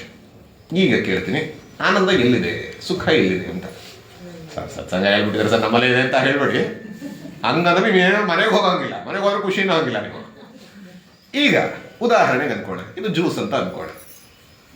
ಜ್ಯೂಸ್ ಕುಡಿದ್ರೆ ಖುಷಿ ಆಗುತ್ತಾ? ಇವಾಗ ಮಧ್ಯಾಹ್ನ ನನಗೆ ಗೊತ್ತಿಲ್ಲ ಏನೇನಿದೆ ಊಟದಲ್ಲಿ ಅಂತ, ನಾನೇನೋ ಮೆನು ಹೇಳೋದು ಬೇಡ. ಸೊ ಈ ಜ್ಯೂಸಲ್ಲಿ ಖುಷಿ ಇದೆಯಾ ಇಲ್ವಾ? ಇದೆ ತಾನೆ, ಅದಕ್ಕೆ ನೀವು ಕುಡಿಯೋದು. ಸೊ ನೀವೆಲ್ಲರಿಗೂ ಜ್ಯೂಸ್ ಇಷ್ಟ ಇದೆ ಅಂತ ಭಾವಿಸೋಣ. ಕರೆಕ್ಟಾಗಿ ಅನಲೈಸ್ ಮಾಡಿ ಸತ್ಯ ಆದ್ರೆ ಮಾತ್ರ ಒಪ್ಕೊಳ್ಳಿ, ಸುಮ್ಮನೆ ಒಪ್ಕೋಬೇಕಿಲ್ಲ. ಈಗ ಇದನ್ನ ಕುಡಿದ್ರೆ ಖುಷಿ ಆಗತ್ತಾ ಆಗಲ್ವಾ? ಎಲ್ಲರೂ ಜೋರ ಹೇಳಬೇಕು. ಆಗತ್ತೆ. ಈಗ ತಕ್ಷಣಕ್ಕಾಗತ್ತೆ. ಈಗ ಮೂರಿದೆ ವಿಚಾರ, ಮೂರಲ್ಲಿ ಎಲ್ಲಿದೆ ಸುಖ ಅನ್ನೋದು ನಾವು ನೋಡೋಣ. ಮೂರು ಇದೆ. ಒಂದು ಜ್ಯೂಸ್, ಎರಡನೇದು ಕುಡಿಯುವಂಥದ್ದು, ಮೂರನೇದು ನನ್ನ ಮನಸ್ಸಿಗೆ ಹತ್ರ ಖುಷಿ ಆಗಿದೆ. ಈ ಮೂರಿದೆ. ಈ ಮೂರಲ್ಲಿ ಸುಖ ಎಲ್ಲಿದೆ, ಸಂತೋಷ ಎಲ್ಲಿದೆ, ಆನಂದ ಎಲ್ಲಿದೆ ನೋಡೋಣ. ಇದು ಜ್ಯೂಸ್, ಇದರಲ್ಲಿ ಖುಷಿ ಇದೆಯಾ? ಎಲ್ಲರಿಗೂ ಕೊಡಿ ಸರ್. ನಿಮಗೆ ಅನ್ಕೋತೀನಿ ಜ್ಯೂಸ್ ಇಷ್ಟ ಇಲ್ಲ ಅಂತ ಅನ್ಕೊಂಡ್ಬಿಡಿ ನಾನು ಸರ್. ಸರ್ ಇದ್ರಲ್ಲಿ ಖುಷಿ ಇದೆಯಾ ಸರ್ ನಿಮಗೆ? ಇಲ್ವಂತೆ. ಎಲ್ಲರಿಗೂ ಖುಷಿನಾ? ಇಲ್ಲ. ಆಯಿತು ಸರ್, ಎಲ್ಲರಿಗೂ ಇಲ್ಲ, ನನಗೆ ಮಾತ್ರ ಖುಷಿ ಇದೆ ಸರ್ ಅಂತ ನಾನು ಅನ್ಕೋಣ. ಕುಡೀರಿ ಅಂತೀನಿ, ಕುಡಿತೀರಾ? ಎರಡನೇ ಬಾಟ್ಲು ಕೊಡ್ತೀನಿ, ಕುಡಿತೀರಾ? ಮೂರನೇದು ಕೊಡ್ತೀನಿ, ಸರ್ ಸಾಕು ಸರ್ ಅಂತೀರಾ? 5 ಕೊಟ್ಬಿಟ್ಟು ಕುಡಿದಿ ಅಂದರೆ ವಾಮಿಟ್ ಮಾಡ್ತೀರಾ? ಖುಷಿ ಇತ್ತಾ? ಖುಷಿ ಇದ್ರೆ ಖುಷಿನೇ ಕೊಡಬೇಕಿತ್ತು. ಏನಾಯಿತು? ಹೋಯ್ತು. ಅಥವಾ ಇದರಲ್ಲಿ ಇರಲಿಲ್ಲ, ಹೌದಲ್ವಾ? ಇದಿದ್ರೆ ಎಲ್ಲರಿಗೂ ಸಿಗ್ಬೇಕಾಯ್ತು, ಇದ್ರೆ ಯಾವಾಗಲೂ ಸಿಗ್ಬೇಕಾಯ್ತು. ಹಂಗಾರೆ ಇದರಲ್ಲಿ ಖುಷಿ ಇದೆ. ಮೊದಲು ತೀರ್ಮಾನ ಮಾಡ್ಕೊಳ್ಳಿ, ಜಗತ್ತಲ್ಲಿ ಖುಷಿ ಇಲ್ಲ, ಸಂಬಂಧಗಳ ಖುಷಿ ಇಲ್ಲ, ವಸ್ತುಗಳ ಖುಷಿ ಇಲ್ಲ. Come to work. ನಾನು ಹೇಳ್ತಿರೋದು ಪ್ರವಚನ ಅಲ್ಲ, ಹೌದಲ್ವಾ? ನೀವು ಯೋಚನೆ ಮಾಡಿ, ಹೌದಲ್ವಾ? ಇದು ಈಗ ಅನ್ಕೋಣ, ಸರ್ ನನ್ನ ಗಂಡ ಅಂದರೆ ತುಂಬ ಸರಿ ಸರ್, ಖುಷಿ. ಬೇರೆಯವ್ರನ್ನ ಕೇಳಿ ನಿಮ್ಮ ಗಂಡನ ಬಗ್ಗೆ ಹೇಳ್ತಾರೆ, ನಿಮ್ಮ ಹೆಂಡತಿ ಬಗ್ಗೆ ಹೇಳ್ತಾರೆ, ಎಲ್ಲರಿಗೂ ಒಂದೇ ಥರ ಇರಬೇಕಾಯ್ತಲ್ಲ ಆಗಿದ್ರೆ. ಈಗ ಉದಾಹರಣೆಗೆ ಇದು ಯಾವ ಬಣ್ಣ ಸರ್? ಬೇರೆಯವ್ರಿಗೆ ಯಾವ್ದಾದ್ರು ಬಣ್ಣ ಕಾಣಿಸಿದ್ಯಾ? ವಸ್ತು ಎಲ್ಲರಿಗೂ ಬಿಳಿನೇ ಅದು. ಕಣ್ಣು ದೋಷ ಇದ್ರೆ ಪ್ರಾಬ್ಲಮ್ ಬಿಟ್ರೆ, ಅದರ್ವೈಸ್ ದಿಸ್ ಇಸ್ ವೈಟ್. ಆದರೆ ಖುಷಿ ಅನ್ನೋಂಥದ್ದನ್ನು ಯಾವ್ದ್ರಲ್ಲಿ ನಾವು ನೋಡ್ತಾ ಇದೀವೋ ಎಲ್ಲರಿಗೂ ಆಗತ್ತೆ ಅದು. ವಸ್ತುನೇ ಆಗಲಿ, ವಿಷಯ ಆಗಲಿ ಅಥವಾ ವ್ಯಕ್ತಿನೇ ಆಗಲಿ ಆಗೋದಿಲ್ಲ. ಹಾಗಾದರೆ ವಸ್ತು ಅಥವಾ ವಿಷಯದಲ್ಲಿ ಇಲ್ಲ. ಎರಡನೇದು ತಿನ್ನೋದ್ರಲ್ಲಿದೆ ಸರ್, ಕುಡಿಯೋದ್ರಲ್ಲಿದೆ. ಹೌದಾ? ಕುಡಿಯೋದ್ರಲ್ಲಿದೆ, ಆಯ್ತು ಕುಡೀರಿ. ಕುಡಿತಾನೇ ಇರಿ, ತಿಂತಾನೇ ಇರಿ, ಆಗತ್ತಾ ಖುಷಿ? ಸಾಕು ಅಂತ ಅನ್ಸುತ್ತೆ. ಇವಾಗ ನಿಮಗಿಷ್ಟ ಇರುವಂತಹ ವಸ್ತು ನಿಮ್ಗೆ ತಿನ್ನಬೇಕು ಅಂತ ಅನ್ನಿಸ್ತದೆ. ಮನೇಲಿ ಸಾವಾಗಿದೆ, ಮನೇಲಿ ನೋವಾಗಿದೆ, ತಿನ್ನಬೇಕು ಅನ್ಸುತ್ತೆ, ಖುಷಿ ಕೊಡುತ್ತಾ? ಇಲ್ಲ. ಹಾಗಾದ್ರೆ ತಿನ್ನುವಂಥ ಕ್ರಿಯೆಯಲ್ಲಿದೆಯಾ, ಕರ್ಮದಲ್ಲಿದೆಯಾ? ಖುಷಿ ಇಲ್ಲ. ಯಾವುದೇ ಕರ್ಮದಲ್ಲೂ ಖುಷಿ ಇಲ್ಲ. ಎರಡನೇದು ಹೋಯ್ತು. ಹಂಗಾರೆ method of elimination, option A ಅಲ್ಲ, ಆಪ್ಷನ್ ಬಿ ಅಲ್ಲ. ಹಾಗಾದ್ರೆ ಏನಿರಬೇಕು? ಆಪ್ಷನ್ ಸಿನೇ ಇರೋದು. ನನ್ನ ಮನಸ್ಸಲ್ಲಿ ಖುಷಿ ಇದ್ರೆ ನಾನು ಯಾಕೆ ಹುಡುಕೊಳ್ಳೋದೆ? ಮನಸ್ಸಲ್ಲಿ ಖುಷಿನೇ ಇದು ಬಿಟ್ಟಿದ್ದಿದ್ರೆ ಹೋಗುವಂಥ ನೆಸೆಸಿಟಿನೇ ಇರಲಿಲ್ಲ. ಅಂದ್ರೂ ಹುಡ್ಕೊಂಡು ಹೋಯ್ತಲ್ಲ, ನಂಗೆ ಬೇಕು, ನಂಗೆ ಇನ್ನೊಂದು ಬೇಕು, ಮತ್ತೊಂದು ಬೇಕು ಅಂತ ಹೋಯ್ತಲ್ಲ. ಅಂದ್ರೆ ಅರ್ಥ ಮನಸ್ಸಿನಲ್ಲಿ ಸದಾ ಖುಷಿ ಇಲ್ಲ. ಹಂಗಾರೆ ಈ ಮೂರೂ ಅಲ್ಲದಿದ್ದರೆ ಖುಷಿ ಅನುಭವ ಆಗ್ತಿದೆಯೋ ಇಲ್ಲೋ? ಆಗ್ತೀವಿ. ಈ ಖುಷಿ ಆಯ್ತಾ ಇಲ್ಲ ಅಂತ ಗೊತ್ತಾಗಿಲ್ಲ. ಖುಷಿ ಆಗಿದೆಯಲ್ಲ ಜೀವನ ಒಂದ್ಸಲ. ವಸ್ತುಲಿಲ್ಲ, ಕ್ರಿಯೆಯಲ್ಲಿಲ್ಲ, ಮನಸ್ಸಲ್ಲಿಲ್ಲ. ಹಾಗಾದ್ರೆ ಎಲ್ಲಿರಬೇಕು? ನನ್ನಲ್ಲೇ ಇರಬೇಕು. ಅನುಭವ ಅಂತೂ ಆಗ್ತದೆ. ಈ ಹೊರಗಿನ ವಸ್ತುವಲ್ಲಿಲ್ಲ, ಕರ್ಮದಲ್ಲಿಲ್ಲ, ಒಳಗಿನ ಸಾಧನ ಇನ್ಸ್ಟ್ರೂಮೆಂಟಲ್ಲೂ ಇಲ್ಲ. ಅಂದ್ರೆ ಅರ್ಥ ನನ್ನಲ್ಲೇ ಇರಬೇಕು. ಇದು matter of understanding. It is not a matter of belief, it is a matter of understanding. ಹೀಗೆ ಮಾಡಿದಾಗ ಓಕೆ. ಅಂದರೆ ಉಪನಿಷತ್ತುಗಳು ಏನೋ ನಿನ್ನ ಆನಂದ ಸ್ವರೂಪ ಅಂತ ಹೇಳತ್ತಲ್ಲ, ಯಾಕೆ ಹೇಳ್ತಾ ಇದೆ? ಆನಂದ ಹೊರಗಿಲ್ಲ, ಆನಂದ ಕರ್ಮದಲ್ಲಿಲ್ಲ, ಆನಂದ ಅನ್ನುವಂಥದ್ದು ನಿನ್ನ ಕರಣದಲ್ಲಿಲ್ಲ, ಆನಂದದ ಬುಗ್ಗೆಯೇ ನೀನಾಗಿದ್ದೀಯ. ಯಾವಾಗ ನೀ ಆನಂದದ ಬುಗ್ಗೆಯನ್ನು ಪಡಿತೀಯೋ ಆಗ ಆ ಮೇಲಿಂದಿತ್ತಲ್ಲ, ಮೇಲಿನ ಪಕ್ಷಿ ಏನು ಮಾಡ್ತಿತ್ತು? Just witnessing. ಅದು ತಿನ್ಲಿಲ್ಲ, ಅದು ಹೋಗಲ್ಲಿಂದ ಇಲ್ಲಿಂದ ಮಾಡಲಿಲ್ಲ, ಅದು ಏನನ್ನ ಮಾಡ್ತಿದ್ರು ಕೂಡ ಇಟ್ ವಾಸ್ ಜಸ್ಟ್ ವಿಟ್ನೆಸಿಂಗ್. ಅಂದ್ರೆ ತಿನ್ನೋದು ಅಕರ್ತ, ಅಭೋಕ್ತ, ಅಸಂಗನಾಗಿ ತನ್ನಲ್ಲಿ ತಾನು ಪರಿಪೂರ್ಣತೆಯನ್ನು ಕಂಡುಕೊಳ್ಳೋದು. ಯಾವ ಹಂಗಂತ ಸರ್ ಆತ್ಮಜ್ಞಾನ ಆದ್ಮೇಲೆ ಹಂಗ ನಾನು ಊಟ ತಿಂಡಿ ಮಾಡೋಂಗಿಲ್ವಾ? ಅದನ್ನ ಮಾಡ್ಕೊಂಡು ಏನನ್ನು ಬೇಕಾದ್ರೂ ಮಾಡೋದು. ಜೀವನ್ ಮುಕ್ತರ ಬಗ್ಗೆ ಅವ್ರು ಸ್ಟಾರ್ಟಿಂಗ್ ಹೇಳ್ತಾರೆ. ಜೀವನ್ ಮುಕ್ತರು ಅಂದ್ರೆ ಅರ್ಥ ಏನು? ಆ ಸತ್ಯವನ್ನು ತಿಳಿದು ನೀವು ಏನನ್ನು ಬೇಕಾದ್ರೂ ಅನುಭವಿಸ್ಬೋದು. ಕಣ್ಣು ಮುಚ್ಕೊಂಡೇ ಕೂತ್ಕೋಬೇಕು ಅಂತಿಲ್ಲ. ಶಬ್ದಗಳು ನಿಶ್ಶಬ್ದದಂತೆ, ಮೌನವಾಗಿರೋದು ಒಂದು, ಮಾತಾಡ್ತಾ ಮೌನವನ್ನು ಒಳಗೆ ಕಂಡುಕೊಳ್ಳೋದು ಇನ್ನೊಂದು. ಈಗ ನಿಮ್ಮ ಕೈಯಲ್ಲಿ ಒಬ್ಬರ ಕೈಯಲ್ಲಿ ಬಳೆ ಇದೆ, ಇನ್ನೊಬ್ಬರ ಕತ್ತಲ್ಲಿ ಚೈನ್ ಇದೆ, ಎಲ್ಲರಲ್ಲೂ ಒಬ್ಬೊಬ್ಬರು ಒಂದು ಬೇರೆ ಬೇರೆ ಬ್ಯಾಂಗಲ್ ಅಥವಾ ಆರ್ನಮೆಂಟ್ಸ್ ಇದೆ, ಆಭರಣಗಳಿದೆ. ನೋಡ್ತಾ ಇದ್ದ ಬೇರೆ ಬೇರೆ, ಆದರೆ ನಿಮ್ಗೆ ಗೊತ್ತಿದೆ ಅಂತ ಇಲ್ಲಾಂದ್ರು ಸರ್ ಇದು ನನ್ನ ತಾಯಿ ಮನೆ ಕೊಟ್ಟಂತ ತಾಳಿ ಎಷ್ಟು ಪ್ರಿಯವಾಗಿರುತ್ತೆ ಹೇಳಿ. ಆ ಚಿನ್ನದ ಅಂಗಡಿಯವ್ರಿಗೆ ಹೋಗಿ ಹೇಳಿ ಏನಂತಾರೆ, ಮೇಡಮ್ ಚಿನ್ನ ಮೇಡಮ್ ಕೊಡಿ ಮೇಡಮ್, ನೀವು ಕಾಲಿಂದ ಕೊಟ್ಟರು ಒಂದೇ, ತಲೆದು ಕೊಟ್ಟರು ಒಂದೇ, ನನಗೆ ಒಂದೇ. ಏನದು? ಅವರು ಚಿನ್ನದ ಜ್ಞಾನಿ. ನಾವು ಕೂಡ ಇಲ್ಲಿ ಆತ್ಮದ ಜ್ಞಾನಿ ಆದರೆ, ಸರ್ವವನ್ನೂ ತಿಳಿಯುವಂತಹ ಆತ್ಮದ ಜ್ಞಾನಿ ಆದರೆ ಎಲ್ಲ ವ್ಯವಹಾರ ಮಾಡ್ತೀನಿ. ಹಾಗಂತ ಈಗ ನೀವು ಆ ಚಿನ್ನದ ಅಂಗಡಿಯವ್ರಿಗೆ ಹೋದ್ರೆ ಅವನು ಗೊತ್ತಿಲ್ವಾ ಯಾವುದು ಓಲೆ, ಯಾವ್ದು ಸರ, ಯಾವುದು ಅಂದ್ರೆ ಗೊತ್ತಿಲ್ವಾ? ಎಲ್ಲವನ್ನೂ ನೋಡ್ತಾ ಇದ್ದಾನೆ, ಆದರೆ ಅದರ ಮಧ್ಯದಲ್ಲೇ ಇದ್ದು ಸತ್ಯವನ್ನ ತಿಳಿದಿದ್ದಾನೆ. ಏನು ಅಂತ? ಚಿನ್ನ. ಹಾಗೆ ಜೀವನ್ಮುಕ್ತ ಏನು ಅಂತಂದಾಗ ಈ ಒಂದು ವಿಚಾರವನ್ನ, ಜಗತ್ತಿನಲ್ಲಿರುವಂತ ಅನಿತ್ಯತೆಯನ್ನ ತಿಳಿದಿದ್ದಾನೆ, ಜಗತ್ತನ್ನ ನೋಡ್ತಾ ಇದ್ದಾನೆ, ಜಗತ್ತಲ್ಲಿ ವ್ಯವಹರಿಸ್ತಾ ಇದ್ದಾನೆ, ಅದರಲ್ಲೇ ವ್ಯವಹರಿಸ್ತಾನೆ, ಸತ್ಯವನ್ನ ತಿಳಿದಿದ್ದಾನೆ. ದಟ್ ಇಸ್ ಕಾಲ್ಡ್ ಜೀವನ್ಮುಕ್ತಿ. ಈ ಎರಡನೇ ಪಕ್ಷಿ, ಕೆಳಗಿದ್ದಂತಹ ಪಕ್ಷಿ ಯಾಕೆ ಪ್ರಾಬ್ಲಮ್ ಆಯಿತು ಅದನ್ನೇ ಅಲ್ಲೇ ಮಂತ್ರ ಹೇಳುತ್ತೆ. ಅನೀಶಯ ಶೋಚತಿ ಮುಹ್ಯಮಾನಃ, ದುಃಖಕ್ಕೆ ಒಳಗಾಗತ್ತೆ. ಯಾಕೆಂದ್ರೆ ಮುಹ್ಯಮಾನಃ, ಮೋಹದಿಂದ. ಮೋಹ ಅಂತಂದ್ರೆ ನಾವು ಹಲವಾರು ಸರಿ ಮೋಹ ಅಂದ್ರೆ ಅಟ್ಯಾಚ್ಮೆಂಟ್ ಅಂತ ಅನ್ಕೋತೀವಿ, ಅದು ಮೋಹದ ಪ್ರಾಡಕ್ಟ್. ಮೋಹ ಅಂತಂದ್ರೆ ಸತ್ಯ ಗೊತ್ತಿಲ್ಲದಲ್ಲ ಇರೋದು, ಮಿಸ್ಟೇಕ್. ಅವ್ರು ಹೇಳಿದಾಗಲೇ ಐಡೆಂಟಿಟಿ ಅಂತ ಉಪಯೋಗಿಸ್ತಾ ಇದ್ರು ಪದವನ್ನು. ನನ್ನನ್ನು ನಾನು ಯಾರು ಅಂತ ಐಡೆಂಟಿಫೈ ಮಾಡ್ಕೊತೀನಿ ಇವತ್ತು ಅಂತ ಕೇಳಿದ್ರೆ, ನಾನು ಗಂಡು, ನಾನು ಹೆಣ್ಣು, ನಾನು ವಯಸ್ಸಾದವರು, ನಾನು ಚಿಕ್ಕ ವಯಸ್ಸವನು, ನಾನು ಭಾರತೀಯ, ನಾನು ವಿದೇಶಿ, ಈ ರೀತಿ ಬೇರೆ ಬೇರೆ ಬೇರೆ ಬೇರೆ ಹೇಳ್ತಾ ಹೋಗ್ತೀವಲ್ಲ. All these are nothing but identities. ಈ ಐಡೆಂಟಿಟಿಯನ್ನು ನಾನು ಅಂತ ಗೊತ್ತು ಮಾಡ್ಕೊಂಡಿರೋದ್ರಿಂದ ಪ್ರಾಬ್ಲಮ್. ಇವಾಗ ಯೋಚನೆ ಮಾಡಿ, ಇವತ್ತು ಮಧ್ಯಾಹ್ನ ಅವರು ದೃಶ್ಯಾವಳಿಯನ್ನು ತೋರಿಸ್ತಾರೆ. ಅದ್ರ ಬದಲು ಇವತ್ತು ಅಂದ್ಕೊಳ್ಳಿ, ಅವ್ರು ದೃಶ್ಯಾವಳಿ ಬದಲು ಅವ್ರನ್ನ ಡ್ರಾಮಾ ಮಾಡ್ತಿದ್ರು ಅಂತ ಅಂದ್ಕೊಳ್ಳಿ. ನೀವು ಡ್ರಾಮಾ ಮಾಡ್ತಾ ಇದ್ದೀರಿ. ಡ್ರಾಮಾದಲ್ಲಿ ಅವರು ಏನು ಪಾರ್ಟ್ ಅಂತಂದರೆ ಭಿಕ್ಷುಕನ ಪಾರ್ಟ್. ಭಿಕ್ಷುಕನ ಪಾರ್ಟ್ನ ಹೆಂಗೆ ಅಂದರೆ ಎಷ್ಟು ಚೆನ್ನಾಗಿ ಮಾಡಿದ್ರೆ ನೀವೆಲ್ಲರೂ ಚಪ್ಪಾಳೆ ತರ್ತಾ ಇದ್ದೀರಾ, ಅವರು ಎಷ್ಟು ಮಟ್ಟಿಗೆ ಪರಕಾಯ ಪ್ರವೇಶವೇ ಆಗಕ್ಕೆ ಹೋಗಿ ಭಿಕ್ಷೆ ಬೇಡ್ತಾ ಇದ್ದಾರೆ. ಆ ಬೇಡ್ತಾ ಇರುವಾಗ ನಿಜವಾಗ್ಲೂ ಅವ್ರ ಮನಸ್ಸಿನಲ್ಲಿ ದುಃಖ ಇದ್ದು, ಅಯ್ಯೋ ಭಿಕ್ಷೆ ಏನೇ ಮಾಡ್ತಾ ಇದ್ದೀನಿ ಅಂತ ಅವ್ರ ಮನಸ್ಸಲ್ಲಿದ್ರೆ ಅವ್ರ ಪ್ರಾಬ್ಲಮ್ ಅಥವಾ ನಿಜಾನೇ? ಪ್ರಾಬ್ಲಮ್. ಯಾಕಂದ್ರೆ ಭಿಕ್ಷುಕರಲ್ಲ, ಬೇಕಾದಷ್ಟು ಜನರಿಗೆ ಚೆನ್ನಾಗಿ ಇಟ್ಕೊಳ್ಳೋಂಥ ದೊಡ್ಡ ಮನೆ ಮಾಡ್ಕೊಂಡಿದ್ದಾರೆ, ಭಿಕ್ಷೆ ಬೇಡದ. ಆದರೆ he is identifying himself with the role. ಆ ಪಾತ್ರದೊಂದಿಗೆ ತನ್ನನ್ನು ತಾವು ಅವಿನಾಭಾವ ಜೋಡಿಸ್ಕೊಂಡ್ಬಿಟ್ಟಿರೋದ್ರಿಂದ ಏನಾಗಿದೆ, ಅದರ ಪ್ರಾಬ್ಲಮ್ ಇಲ್ಲ. ಆ ಭಿಕ್ಷೆಗೆ ಯಾರೊಬ್ಬ ಭಿಕ್ಷೆ ಹಾಕಲಿಲ್ಲ, ಅಯ್ಯೋ ನನಗೆ ಪ್ರಾಬ್ಲಮ್ ಆಯಿತು. ಯಾರೋ ಒಬ್ರು ಬಂದ್ಬಿಟ್ಟು ಬೈದ್ರು, ಏನು ಇಷ್ಟು ವಯಸ್ಸಿದೆ ನೀನು ದುಡಿಯೋಕ್ಕಾಗಲ್ಲ ನಿಮಗೆ, ನನಗಂದ್ಬಿಟ್ರು ಅವಮಾನ ಆಯಿತು. ಅದೆಲ್ಲ ಆಗ್ತಿರೋದು ಯಾವುದಕ್ಕೆ? ಪಾತ್ರಕ್ಕೆ. ಪಾತ್ರವನ್ನು ಚೆನ್ನಾಗಿ ಮಾಡೋದು ಇನ್ನೂ ಚಪ್ಪಾಳೆ ಜೋರಾಗಿ ಬರುತ್ತೆ. ಆದರೆ ಪಾತ್ರವನ್ನು ಮರೆತು ಅದನ್ನು ನನಗೆ ಅಂತ ಅಂದ್ಕೊಂಡು ನನಗೇ ಆಗ್ತಾ ಇದೆ ಅಂತ ಗೊಳೋ ಅಂತಂದ್ರೆ ಅದು ನಮ್ಮ ಮೂರ್ಖತನ. ನಾವು ನಗ್ತಾ ಇದೀವಿ ಎಷ್ಟು ಚೆನ್ನಾಗಿ, ಅಯ್ಯೋ ಇಂಥದ್ದೆಲ್ಲ ಮಾಡ್ತೀವಂತ. ನಾವು ಮಾಡ್ತಿರೋದೆಲ್ಲ ಇದೆ. ನಾನು ಅಂತಂದ್ರೆ ಈ ಹೆಂಡತಿ, ನಾನು ಅಂದ್ರೆ ತಾಯಿ, ನಾನು ಅಂದ್ರೆ ಗಂಡ, ನಾನು ಅಂದ್ರೆ ಮಗ, ನಾನು ಅಂದ್ರೆ ಇದು, ನಾನು ಅಂದ್ರೆ ಅದು ಇದೆ. All these are nothing but rules. All these are nothing but rules. These are ವೇಷ. ಆಗಾಗ ಗ್ರೀನ್ ರೂಮ್ ಹೋಗಿ ವೇಷವನ್ನು ಬದಲಾಯಿಸುವಾಗ ಹೇಗಿರ್ತಾರೋ ಹಾಗೆ ಈ ಧ್ಯಾನ, ಜ್ಞಾನ, ಸತ್ಸಂಗ ಅನ್ನುವಂಥದ್ದು ಏನಂದ್ರೆ ಆಗಾಗ ಹೋಗಿ ನಮ್ಮನ್ನು ನಾವು ಸರಿಯಾಗಿ ತಿಳ್ಕೊಂಡು, ನನ್ನ ನಿಜವಾದ ಸ್ವರೂಪ ಇದು ಅಂತಂದ್ರೆ ಆಗ ಎಲ್ಲ ಪಾತ್ರವನ್ನ ಬಿಡಬೇಕು ಅಂತಿಲ್ಲ. ಹಂಗಾರೆ ಏನ್ ಮಾಡಬೇಕು? ಪಾತ್ರ ಬಿಟ್ಬಿಟ್ಟು ಆಚೆ ಬರ್ಬೇಕಾ? ಪಾತ್ರವನ್ನ ಮಾಡ್ತಾನೆ ನನ್ನ ರೆಕಗ್ನಿಷನ್ ಇರಬೇಕು, ನನ್ನ ನಾಲೆಜ್ ಇರ್ತದೆ, ಏನೂ ಪ್ರಾಬ್ಲಮ್ ಇಲ್ಲ. ಹಾಗಾಗಿ ಈ ಶೋಕಿಸ್ತಾ ಇರುವಂತಹದ್ದು ಅವಿದ್ಯೆ. ಶಂಕರಾಚಾರ್ಯರ ಭಾಷ್ಯದನ್ನೇ ತಗೊಳ್ಳೋದ್ರೆ ಅವಿದ್ಯೆ, ಕಾಮ, ಕರ್ಮ. ಅವಿದ್ಯೆ ಅಂದ್ರೇನು? ತನ್ನನ್ನು ತಾನು ಯಾವುದೋ ಅದನ್ನಲ್ಲದೆ ನಾನು ದೇಹ ಅಂತ. ಅದೇ ಹೇಗೆ ಪಕ್ಷಿ ನಾನು ಕರ್ತ, ಭೋಕ್ತ, ಸಂಗಿ ಅಂತ ಭಾವಿಸ್ತೋ ಹಂಗಿದ್ದಾಗ ಎಲ್ಲ ಪ್ರಾಬ್ಲಮ್. ನಾನು ಅಷ್ಟೇ, ನಾನು ಒಂದು ದೇಹ, ಇಂದ್ರಿಯ, ಮನಸ್ಸು, ಬುದ್ಧಿ, ಇದು ಏನೇನೋ ಅಂತ ಅಂದ್ಕೊಂಡಿದ್ದೀನೋ ಅದೆಲ್ಲವೂ ಕೂಡ ಅವಿದ್ಯೆ. ಅದರಿಂದ ಏನು ಬರುತ್ತೆ? ನಾನು ಅಂದರೆ ಇದು. ಹಾಗಾಗಿನೂ ಐ ಆಮ್ ಇನ್ಕಂಪ್ಲೀಟ್. ನನಗೆ ಫುಲ್ ಶಕ್ತಿ ಇಲ್ಲ, ನನಗೆ ಫುಲ್ ಜ್ಞಾನ ಇಲ್ಲ, ನನಗಿದಿಲ್ಲ, ಅದಿಲ್ಲ. ಹಾಗಾಗಿ ಏನು ಬೇಕು? ನನಗೇನೋ ಬೇಕು. ಕಾಮ. ಕಾಮ ಕಾಮ ಬಂದರೆ ಬಿಡುತ್ತಾ? ಏನು ಮಾಡಬೇಕು? ಕರ್ಮ. ಹೋಗು, ಪಡಿ, ಈ ಕೆಲಸ ಮಾಡು, ಆ ಕೆಲಸ ಮಾಡು, ಆ ಕೆಲಸ ಮಾಡು, ಇನ್ನೊಂದು ಮಾಡು, ಮತ್ತೊಂದು ಮಾಡು. ಕರ್ಮ ಮಾಡಿದ್ಮೇಲೆ ಜೋರಾಗಿ ಫಲ ಬರಲೇಬೇಕು. ದಟ್ ಇಸ್ ಲಾ. ಕಲ್ಲಿಯ ಸುಟ್ಬಿಟ್ಟು ಕೆಳಗೆ ಬೀಳಬೇಡ ಅಂದರೆ ಫಲ. ಒಂದೊಂದನ್ನು ಈಗಲೇ ಅನುಭವಿಸ್ತೀನಿ, ಇನ್ನೊಂದನ್ನು ಅನುಭವಿಸೋದಕ್ಕೆ ಇನ್ನೊಂದು ಜನ್ಮ. ಅವಿದ್ಯಾ, ಕಾಮ, ಕರ್ಮ, ಫಲ, ಜನ್ಮ, ಮರಣ, ಜನ್ಮ, ಮರಣ, ಜನ್ಮ, ಮರಣ, ಪುನರಪಿ ಜನ್ಮ, ಪುನರಪಿ ಮರಣ. Cycle cycle cycle. ಈಗ ಸತ್ಸಂಗಕ್ಕೆ ಬಂದಿದ್ದೀರಿ, ಗೊತ್ತಾಯಿತು ಸರ್. ಈಗ ನಾನು ತಪ್ಪಿಸ್ಕೋಬೇಕಿದೆ. ಏನು ಮಾಡಬೇಕು? ಕೊನೆಯ ಪಾಯಿಂಟ್ ಹೇಳಿ ಮುಗಿಸುತ್ತೆ. ಎರಡನೇ ಮಂತ್ರದ ಅದೇ ಎರಡನೇ ಮಂತ್ರದಲ್ಲಿ ಮೂರನೇ ಹೇಳ್ತಾರೆ, ಜುಷ್ಟಂ ಯದಾ ಪಶ್ಯತಿ ಅನ್ಯಮೀಶಂ ಅಸ್ಯ ಮಹಿಮಾನಂ ಇತಿ ವೀತಶೋಕಃ. ವೀತಶೋಕಃ.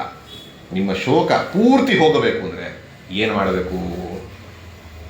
ನೀವು ಉಲ್ಟಾ ಅಂತ ತಗೊಂಡ್ರೆ ಕರ್ಮಫಲ ಬೇಡ ಅಂದರೆ ಏನು ಮಾಡಬೇಕು? ಕರ್ಮ ಮಾಡಬಾರ್ದು. ಕರ್ಮ ಮಾಡದಲ್ಲಿ ಇರಕ್ಕಾಗತ್ತಾ? ಕೃಷ್ಣ ಏನು ತಂದೇನು ಗೀತೆಯಲ್ಲಿ? ನಹಿ ಕಶ್ಚಿತ್ ಕ್ಷಣಮಪಿ ಜಾಗೃತಿಷ್ಠತ್ಯ ಕರ್ಮ ಕೃತೆ. ಆದ್ರೆ ಕರ್ಮ ಯಾಕೆ ಮಾಡಿದ್ವಿ ನಾವು? ಕರ್ಮ ಯಾಕೆ ಮಾಡಿದ್ವಿ? ಕರ್ಮ ಮಾಡಿದ್ರೆ ಫಲ, ಬಟ್ ಕರ್ಮ ಯಾಕೆ ಮಾಡಿದ್ವಿ? ಕಾಮ. ಕಾಮ ಕಾಮ ಯಾಕೆ ಬಂತು? ಅವಿದ್ಯೆ. ಹಾಗಾದ್ರೆ ಆಂಟಿಡೋಟ್ ಏನು? ಅದಕ್ಕೇನು? ವೈರಸ್ಗೆ ಆಂಟಿಡೋಟ್ ಏನು? ವಿದ್ಯೆ. ಯಾವ ವಿದ್ಯೆ? Science, maths? ಯಾವುದು? ಯಾವುದ್ರ ಬಗ್ಗೆ ಅವಿದ್ಯೆ ಇರೋದು? ನಮ್ಮ ಬಗ್ಗೆ.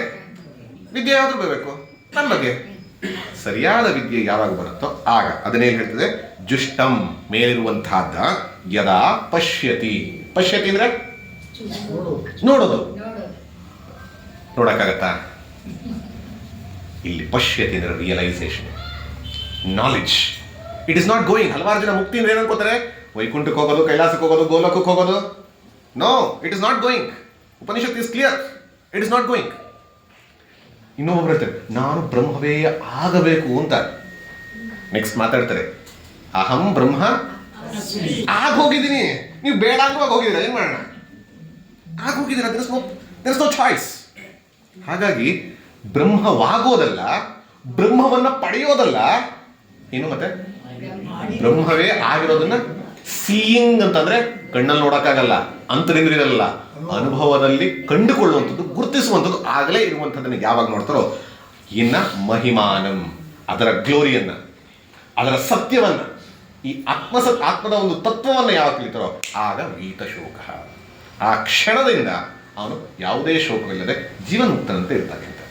ಇಲ್ಲಿ ಕೊನೆಯ ಒಂದು ಪಾಯಿಂಟ್ ಹೇಳಿ ಅನ್ಸಿದ್ರೆ, ಈಗ ಅನ್ಸತ್ತೆ ಎರಡಿದೆ, ಇದನ್ನ ಯಾಕೆ ಹಂಗೆ ಅರ್ಥ ಮಾಡಬಾರ್ದು? ದ್ವೈತ ತರ ಯಾಕೆ ಅರ್ಥ ಮಾಡಬಾರ್ದು? ಪರಮಾತ್ಮ ಇದ್ದಾನೆ, ನಾನು ಇಲ್ಲಿದ್ದೀನಿ, ಹೀಗೆ ಹಾಗೆ ಅವನ ಮಹಿಮೆಯನ್ನು ತಿಳಿದ್ರೆ ನನಗೆ ವೀತಿ ಶೋಕ ಹೋಗುತ್ತೆ ಅಂತ ಯಾಕೆ ಅನ್ಬಾರ್ದು? ಇದೇ ರೀತಿ ಮಧ್ವಾಚಾರ್ಯರ ಭಾಷ್ಯ, ರಾಮಾನುಜರ ಭಾಷ್ಯ ಈ ರೀತಿ ಬಂದಿರುವಂಥದ್ದು. ನಾನಿಲ್ಲಿ ಟೆಕ್ನಿಕಾಲಿಟೀಸ್ ಹೋಗಲ್ಲ, ಸತ್ಯವನ್ನ ಒಂದು ವಿಚಾರ ಅಂತ ಹೇಳಿ ನಿಲ್ಲಿಸೋದಾದ್ರೆ, ಇದನ್ನ ಬ್ರಹ್ಮಸೂತ್ರದಲ್ಲಿ ವಿಚಾರ ಮಾಡ್ತಾ ಅಲ್ಲಿ ಶಂಕರರು ಭಾಷ್ಯ ಬರೀತಾ ಹೇಳ್ತಾರೆ.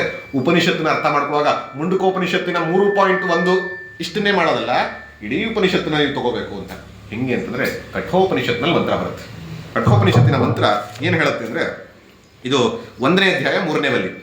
ಋತಂಪಿ ಬಂತೌ ಸುಕೃತಸ್ಯ ಲೋಕೆ ಗುಹಾಂ ಪ್ರವಿಷ್ಟೌ ಪರಮೇ ಪ್ರಾರ್ಧೆ ಛಾಯಾತಪೌ ಬ್ರಹ್ಮವಿದೋ ವದಂತಿ ಪಂಚಾಜ್ಞೋ ಏಚ ತ್ರಿಣಾಚಿಕೇತಾಹ ಅಂತ ಬರುತ್ತೆ.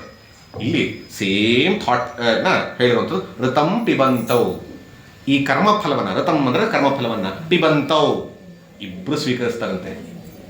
ಸುಕೃತಸ್ಯ ಲೋಕೆ ಹೆಂಗೆ ಅದರಲ್ಲಿ ಅಂತಂದ್ರೆ ಅಲ್ಲೇ ಬರುತ್ತೆ ಗುಹಾಂ ಪ್ರವಿಷ್ಟಂ. ಇಲ್ಲಿ ಮರದ ಒಂದು ಇದು ಕೊಟ್ಟಿತ್ತು, ಅಲ್ಲಿ ಗುಹೆ, ಹೃದಯ ಗುಹೆ ಅಂತ ಕೊಡ್ತಾ ಇದೆ. ಹೃದಯ ಗುಹೆಯಲ್ಲಿ ಇಬ್ಬರಿದ್ದಾರೆ, ಜೀವ ಪರಮಾತ್ಮ. ಎರಡಿದ್ದಾರಲ್ಲ ಅಂತ ಅಂದಾಗ ಅಲ್ಲಿ ನೆಕ್ಸ್ಟ್ ಲೈನ್ ಕೊಡುತ್ತೆ ಛಾಯಾ ತಪೌ. ಛಾಯಾ ತಪೌ, ಛಾಯಾ ಅಂದ್ರೇನು? ನೆರಳು. ತಪ ಅಂದ್ರೆ ರೇಡಿಯನ್ಸ್, ಬ್ರಿಲಿಯನ್ಸ್, ಲೈಟ್, ಬೆಳಕು. ಈಗ ಹೇಳಿ, ಎರಡಿದೆಯಾ ಒಂದಿದೆಯಾ? ಎರಡಿದೆಯಾ? ನೆರಳು ಅನ್ನೋದು ವಸ್ತುನಾ? ಈಗ ಸರ್ ಇವತ್ತು ಮನೇಲಿ ಎಷ್ಟು ಜನಕ್ಕೆ ಅಡುಗೆ ಮಾಡಿದಿರಿ? 50 ಜನಕ್ಕೆ ಅಂತ ಅನ್ಕೋಣ. ಒಬ್ಬೊಬ್ರದ್ದು ನೆರಳಿದೆ, 100 ಜನಕ್ಕೆ ಮಾಡಿದ್ದೀರಾ, 100 ಜನಕ್ಕೆ ಬಿಡಿಸ್ತೀರಾ. ವಸ್ತು ಎಷ್ಟು? ಒಂದೇ. ಛಾಯಾ ತಪೌ, ಸಾರಿ, ತಪೌ ಛಾಯಾ. ಅದರ ನೆರಳಿನಂತೆ ಒಂದು ಸತ್ಯ, ಇನ್ನೊಂದು ನೆರಳು. ಹೀಗೆ ಅರ್ಥ ಮಾಡಬೇಕು ಅಂತ ಶಂಕರರ ಭಾಷ್ಯದಲ್ಲಿ ಬರಿತಾ ಹೇಳ್ತಾರೆ. ಇಲ್ಲಿ ಎರಡು ಅಂತ ಏನು ಹೇಳಿದೆ, ಪಕ್ಷಿಗಳು ದ್ವಾಸುಪರ್ಣ ಅಂತ 2 ಪಕ್ಷಿಗಳಲ್ಲ, ಒಂದು ನಿಜವಾದ ಪಕ್ಷಿ ರಿಯಲ್, ಇನ್ನೊಂದು ಅಪರೆಂಟ್ ಅನ್ರಿಯಲ್, ಕಾಣಿಸುವಂಥದ್ದು, ತೋರುವಂಥದ್ದು. ತೋರಿಕೆ ಇರುವವರೆಗೂ ಇರುತ್ತೆ. ಎಲ್ಲಿವರೆಗೂ ತೋರಿಕೆ ಇರುತ್ತೆ? ಹಗ್ಗದಲ್ಲಿ ಹಾವು ಎಲ್ಲಿವರೆಗೂ ಇರುತ್ತೆ? ಗೊತ್ತಾಗೋವರೆಗೂ. ನಿಜವಾಗ್ಲೂ ಇಲ್ಲವೇ ಇಲ್ಲ, ಗೊತ್ತಾಗೋವರೆಗೂ. Till enquiry. ನಿಮಗೆ ಭಯಾನೂ ಆಗತ್ತೆ, ನಿಮಗೆ ಬೆವರು ಸುರಿಯುತ್ತೆ, ನಿಮ್ಗೆ ಓಡೋಬೇಕು ಅಂತ ಅನ್ಸುತ್ತೆ. ಒಂದು ಸರಿ ಬೆಳಕು ತಗೊಂಡೋದ್ರೆ ಹಬ್ಬ, ಆಮೇಲೆ ಹೇಳ್ತೀರಾ ಹಾವು ಓಡೋಯ್ತು ಅಂತೀರಾ, ಹಾವನ್ನು ಹೊಡೆದೋಡಿಸ್ತೀರಾ, ಏನಂತೀರಾ? ಇಲ್ದಲೇ ಇರೋ ಹಾವು, ಇಷ್ಟು ದಿನ ತಲೆ ಕೆಡಿಸ್ಕೊಂಡೆ. ಕೊನೆಗೆ ಅದೇ ಅನ್ಸೋದು. ಆತ್ಮಜ್ಞಾನ ಅಂದ್ರೆ ಏನೋ ಪಡೆದೆ ಅನ್ಸಲ್ಲ, ಇಷ್ಟು ದಿನದಿಂದ ಮೂರ್ಖತನ ಹೋಯ್ತಲ್ಲಪ್ಪ, ನಾನು ಇಷ್ಟು ದಿನ ದೇಹ, ಇಂದ್ರಿಯ, ಮನಸ್ಸು, ಬುದ್ಧಿ, ಪ್ರಮೋದ, ಅದು ಇದು ಅಂತ ಅನ್ಕೊಂಡಲ್ಲ, ಎಲ್ಲ ಅನ್ರಿಯಲ್. ರಿಯಾಲಿಟಿ ಅದು ಅಂತ ತಿಳಿದಾಗ ಇದೆಲ್ಲ ವ್ಯವಹಾರದಲ್ಲಿ ನಡೀತಾ ಇರುತ್ತೆ. ವ್ಯವಹಾರವನ್ನು ನಡೆಸ್ತಾ ಪರಿಪೂರ್ಣತೆಯನ್ನ ಇಲ್ಲೇ ಕಂಡುಕೊಂಡು ಮುಗಿಸುವಂಥದ್ದಾಗತ್ತೆ. ಹಾಗಾಗಿ ಈ ಮಂತ್ರ ಏನನ್ನು ಹೇಳುತ್ತೆ ಮುಖ್ಯವಾಗಿದ್ದಾಗ, ಸಾಧನಾ ದೃಷ್ಟಿಯಿಂದನೂ ನೋಡ್ಬೋದು, ಸಾಧ್ಯ ದೃಷ್ಟಿಯಿಂದನೂ ನೋಡ್ಬೋದು. ಸಾಧನಾ ದೃಷ್ಟಿ ಅಂತಂದ್ರೆ ಋತಂ ಪಿಬಂತವಿಂದ ತಗೊಂಡು, ಅಥವಾ ಕೆಳಗಿನ ಪಕ್ಷಿ ಅಲ್ಲಿ ಅಲ್ಲಿ ತಿಂತಾ ಇದ್ರಿಂದ ನೋಡಿ, ಫಸ್ಟ್ ನಾವೇನ್ ಮಾಡಬೇಕು? ತಿನ್ನಬಾರ್ದು ಅಂತಿಲ್ಲ, ತಿಂತಾನೆ ಏನ್ ಮಾಡಬೇಕು? ಅನಲೈಸ್ ಮಾಡಬೇಕು. ಏನೋ 3: ದುಃಖ ಮಿಶ್ರಿತತ್ವಂ, ಅತೃಪ್ತಿಕರತ್ವಂ, ಬಂಧಕತ್ವಂ. ಮಾಡಿ ಆನಂದ ಎಲ್ಲಿದೆ? ಹೊರಗೂ ಇಲ್ಲ, ಕ್ರಿಯೆಯೂ ಇಲ್ಲ, ಮನಸ್ಸಿನಲ್ಲೂ ಇಲ್ಲ, ಸ್ವರೂಪವೇ ಆಗಿರ್ಬೇಕು. ಅದೇನು ಅಂತ ಗೊತ್ತಾಗೋದಕ್ಕೋಸ್ಕರ ಆ ಸ್ವರೂಪವನ್ನು ನೋಡಬೇಕು. ಇದನ್ನೇ ವಿವೇಕ, ವೈರಾಗ್ಯ, ಶಮಾಧಿ, ಷಟ್ಕ ಸಂಪತ್ತಿ, ಮುಮುಕ್ಷುತ್ವ. ಇದನ್ನ ಈ ರೀತಿಯಲ್ಲಿ ಅರ್ಥ ಮಾಡಬಹುದು.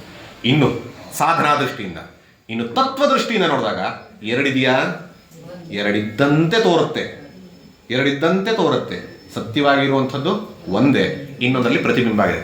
ರಾತ್ರಿ ಬೆಳದಿಂಗಳ ಬೆಳಕನ್ನು ಎಷ್ಟು ಜನ ಅನುಭವಿಸಿದಿರಿ? ಬೆಳದಿಂಗಳ ಬೆಳಕನ್ನು ಎಷ್ಟು ಜನ ಅನುಭವಿಸಿದಿರಿ? ಓಕೆ, ಈಗ ಹೇಳಿ, ಬೆಳದಿಂಗಳ ಬೆಳಕು ನಿಜವಾಗ್ಲೂ ಇದೆಯಾ ಇಲ್ವಾ?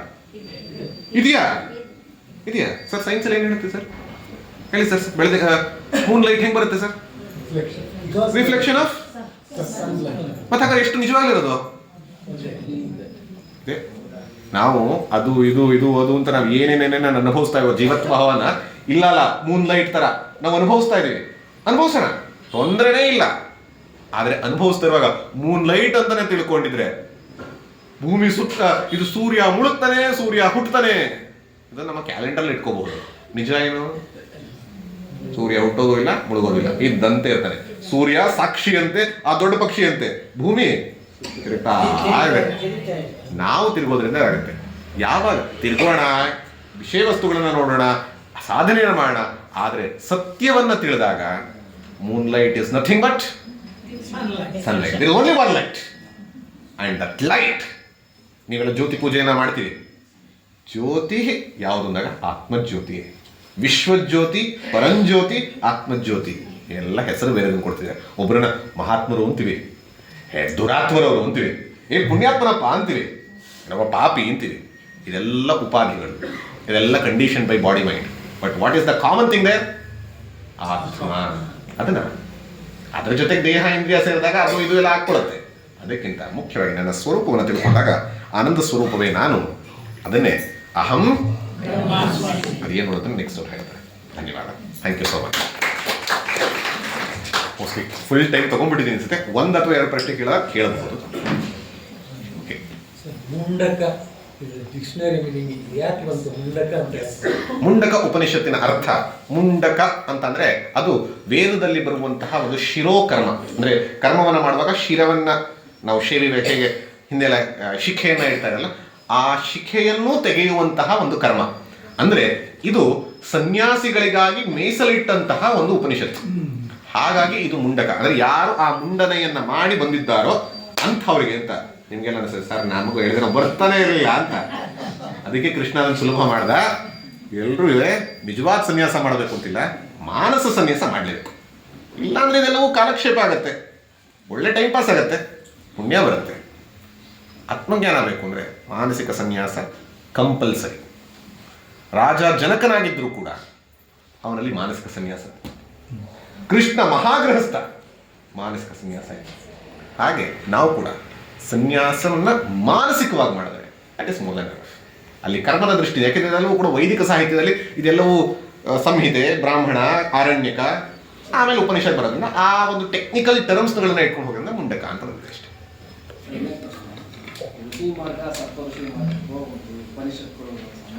ಋಷಿ ಮಾರ್ಗ, ಋಷಿ ಅಂತ ಅಂದ್ರೆ ಋಷಿ ಮಾರ್ಗ, ಸಪ್ತಋಷಿ ಮಾರ್ಗ ಮತ್ತು ಉಪನಿಷತ್ತಿನ ಸಂಬಂಧ ಅಂತ. ಸಪ್ತಋಷಿಗಳು ಅನ್ನುವಂಥವ್ರು ಋಷಿಗಳೇ, ಅಲ್ಲೇ ಬರ್ತಾರೆ. ಸಪ್ತಋಷಿ ಅವರು ಬದಲಾಗ್ತಾ ಇರ್ತಾರೆ, ಒಂದೊಂದು ಮನ್ವಂತರಕ್ಕೆ, ಒಂದೊಂದು ಕಲ್ಪಕ್ಕೆ, ಈ ರೀತಿ ಬದಲಾಗ್ತಾ ಹೋಗ್ತಾರೆ. ಅಂದ್ರೆ ಆ ಸಂದರ್ಭದಲ್ಲಿ ಈ ಕಾಸ್ಮಿಕ್ ಎನರ್ಜಿಯನ್ನ ನೋಡ್ಕೊಳ್ಳುವಂತಹ ಒಂದು ಜವಾಬ್ದಾರಿ ಇವತ್ತು ಭಾರತವನ್ನು ನೋಡ್ಕೊಳ್ಳುವಂಥ ಜವಾಬ್ದಾರಿ ಯಾರಿಗಿದೆ ಅಂದ್ರೆ ನರೇಂದ್ರ ಮೋದಿ ಅವರಿಗಿದೆ. ಮುಂದೆ ಯಾರಿಗೆ ಬರುತ್ತೋ ಗೊತ್ತಿಲ್ಲ, ಮುಂದೆ ಒಬ್ಬರು ಕಾಮಿಡಿಯನ್ಗೂ ಬರ್ಬೋದು. ಸೊ ಆ ರೀತಿಯಲ್ಲಿ ಯಾರಿಗೆ ಬೇಕಾದ್ರೂ ಆ ಜವಾಬ್ದಾರಿಯನ್ನು ಕೊಡುವಂಥದ್ದು. ಹಾಗೆ ಜಗತ್ತನ್ನ ನೋಡ್ಕೊಳ್ಳುವಂತಹ ಒಂದು ವಿಚಾರವನ್ನ 7 ಜನಕ್ಕೆ ವಹಿಸಿರೋದ್ರಿಂದ ಅದನ್ನು ಸಪ್ತರ್ಷಿ. ಎಲ್ಲರೂ ಋಷಿಗಳೇ, ಅದರಲ್ಲಿ ಸಬ್ಸೆಟ್ ಚೋಸನ್ ಪೀಪಲ್ ಆರ್ ಸಪ್ತರ್ಷಿಸ್. ಹಾಗಾದ್ರೆ ಋಷಿ ಅಂದ್ರೆ ಏನು? ಋಷಿ ಮಂತ್ರಕರ್ತ ಅಲ್ಲ, ಮಂತ್ರದ್ರಷ್ಟ. ಇದನ್ನ ಆಂಗೀರಸ ಋಷಿಗಳು ಬರೆದಿದ್ದಲ್ಲ, ಯಾಜ್ಞವಲ್ಕ್ಯರು ಬೃಹದಾರಣ್ಯಕ ಉಪನಿಷತ್ತನ್ನ ಬರೆದಿದ್ದಲ್ಲ. ಅವರು ಮಂತ್ರದ್ರಷ್ಟ. ಅವ್ರು ಹೇಳಿದ್ರು, ಋಷಿಗಳು ತಮ್ಮ ಧ್ಯಾನದ ಆ ಮೌನದ ಆ ರಿಯಲೈಸೇಷನ್ ಅಲ್ಲಿ ಕಂಡಿದ್ದನ್ನ ಹೇಳಿದ್ರು. ಹಾಗಾಗಿ ಋಷಿಗಳು ಅಂತಂದ್ರೆ ಇದು ಹೇಗೆ ಅಂತಂದ್ರೆ ವಿವೇಕಾನಂದ ಕೊಟ್ಟಂತ ಎಕ್ಸಾಂಪಲ್ನೇ ಕೊಡ್ತೀನಿ. ಗ್ರಾವಿಟಿಯನ್ನು ಜಗತ್ತಿಗೆ ತಿಳಿಸ್ಕೊಟ್ಟಿದ್ಯಾರು? ನ್ಯೂಟನ್. ಜಗತ್ತು ನಮ್ಮ ಭಾರತದಲ್ಲಿ ತಗೊಳ್ಳೋದು, ಅದಕ್ಕೆ ಮುಂಚೆ ಇನ್ನೂ ಕೂಡ ಭಾಸ್ಕರಾಚಾರ್ಯ ಎಲ್ಲರೂ ಹೇಳಿದ್ರು. ಬಟ್ ಇವತ್ತಿನ ಎಲ್ಲರಿಗೂ ಗೊತ್ತಿರೋ ಗ್ರಾವಿಟಿಗೆ ನ್ಯೂಟನ್ ಅಂತ ಅಂದ್ಕೊಳ್ಳೋಣ. ನಾವು ಕ್ವಶ್ಚನ್ ಆನ್ಸರ್ ಮಾಡೋದು ಮುಖ್ಯ, ಇಲ್ಲಿ ಭಾರತದ ಬಗ್ಗೆ ಮಾತಾಡ್ತಿರೋದಿಲ್ಲ. ಅದಕ್ಕೆ ಮುಂಚೆ ಗ್ರಾವಿಟಿ ಇತ್ತಾ ಇರಲಿಲ್ವಾ? ಉಪಯೋಗ ಆಗ್ತಿತ್ತಾ ಇರಲಿಲ್ವಾ? ಅದನ್ನ ಫಾರ್ಮುಲೇಟ್ ಮಾಡಿ Newton's first law, Newton second ಲಾ, ನ್ಯೂಟನ್ಸ್ ಥರ್ಡ್ ಲಾ, ಈ ರೀತಿ ಕೊಟ್ಟಂಥದ್ದು, ಫಾರ್ಮುಲೇಟ್ ಮಾಡಿ ಕೊಟ್ಟಂಥದ್ದು ನ್ಯೂಟನ್. ಅದಕ್ಕೆ ಮುಂಚೆಯೂ ಜ್ಞಾನ ಇತ್ತು, ಅದಕ್ಕೆ ಮುಂಚೆಯೂ ಉಪಯೋಗಿಸ್ತಾ ಇದ್ರು, ಅದಕ್ಕೆ ಮುಂಚೆನೂ ಕೂಡ ಇದು ಹೋಗಬೇಕು ಅಂದ್ರೆ ಮಾಡಲೇಬೇಕು. ನಾನು ಗುದ್ದಿದ್ರೆ ವಾಪಸ್ ಗುದ್ದೇ ಗುದ್ದತ್ತೆ, ಇದೆಲ್ಲವೂ ಇತ್ತು. ಅದನ್ನ ಫಾರ್ಮುಲೇಟ್ ಮಾಡಿಕೊಟ್ಟಂಥದ್ದು ನ್ಯೂಟನ್. ಅವನ್ನ ಸೈಂಟಿಫಿಕ್ ಋಷಿ ಅಂತ ಕರೀತಾರೆ. ಇಲ್ಲಿ ಋಷಿ ಅಥವಾ ಸಪ್ತ ಋಷಿ ಅಥವಾ ಉಪನಿಷತ್ತುಗಳಲ್ಲಿ ಬರುವಂಥದ್ದು ಅಂದಾಗ ಅವರೂ ಕೂಡ ಏನು ಅಂತಂದ್ರೆ ಇದ್ದಂತಹ ಜ್ಞಾನವೇ, ಹೊಸ ಜ್ಞಾನ ಅಲ್ಲ, ಇದ್ದಂತಹ ಜ್ಞಾನವೇ, ಸಾರ್ವಕಾಲಿಕವಾಗಿ ಸಾರ್ವತ್ರಿಕವಾಗಿ ಇದ್ದಂತಹ ಜ್ಞಾನವನ್ನ ಕಂಡುಕೊಂಡಿದ್ದನ್ನ, ಗುರುಮೂಲಕ ಕಲ್ತಿದ್ದನ್ನ ಈ ರೀತಿಯಲ್ಲಿ ಕೊಟ್ಟಂಥದ್ದು, ಫಾರ್ಮ್ಯುಲೇಟ್ ಮಾಡಿ ಕೊಟ್ಟಂಥದ್ದನ್ನ ಋಷಿ ಮಂತ್ರದ್ರಷ್ಟಾರ. ಆ ರೀತಿಯಲ್ಲಿ ಒಂದೊಂದು ಉಪನಿಷತ್ತಿಗೆ ಈಶಾವಾಸ್ಯಕ್ಕೆ ಯಾಜ್ಞವಲ್ಕ್ಯರು ಅಂತ ಹೇಳ್ತೀವಿ, ಬೃಹದಾರಣ್ಯಕ್ಕೆ ಯಾಜ್ಞವಲ್ಕ್ಯರು ಅಂತ ಹೇಳ್ತೀವಿ, ಕಠಕ್ಕೆ ನಚಿಕೇತ ಅಂತ ಹೇಳ್ತೀವಿ, ಕೇನಕ್ಕೆ ಹೆಸರು ಬರೋದಿಲ್ಲ, ಸಾಮವೇದದಲ್ಲಿ ಬರುತ್ತೆ ಅಂತ ಹೇಳ್ತೀವಿ. ಒಂದೊಂದಕ್ಕೆ ಒಂದೊಂದು ರೀತಿಯಲ್ಲಿ ಹೆಸರು ಹೇಳ್ತಾ ಹೋಗ್ತೀವಿ. ಇಟ್ ಇಸ್ ಜಸ್ಟ್ ಇವಾಗ ಹೇಗೆಂದ್ರೆ ಅದ್ವೈತವನ್ನು ಸ್ಥಾಪನೆ ಮಾಡಿದ್ಯಾರು ಅಂದ್ರೆ ಏನಂತೀವಿ?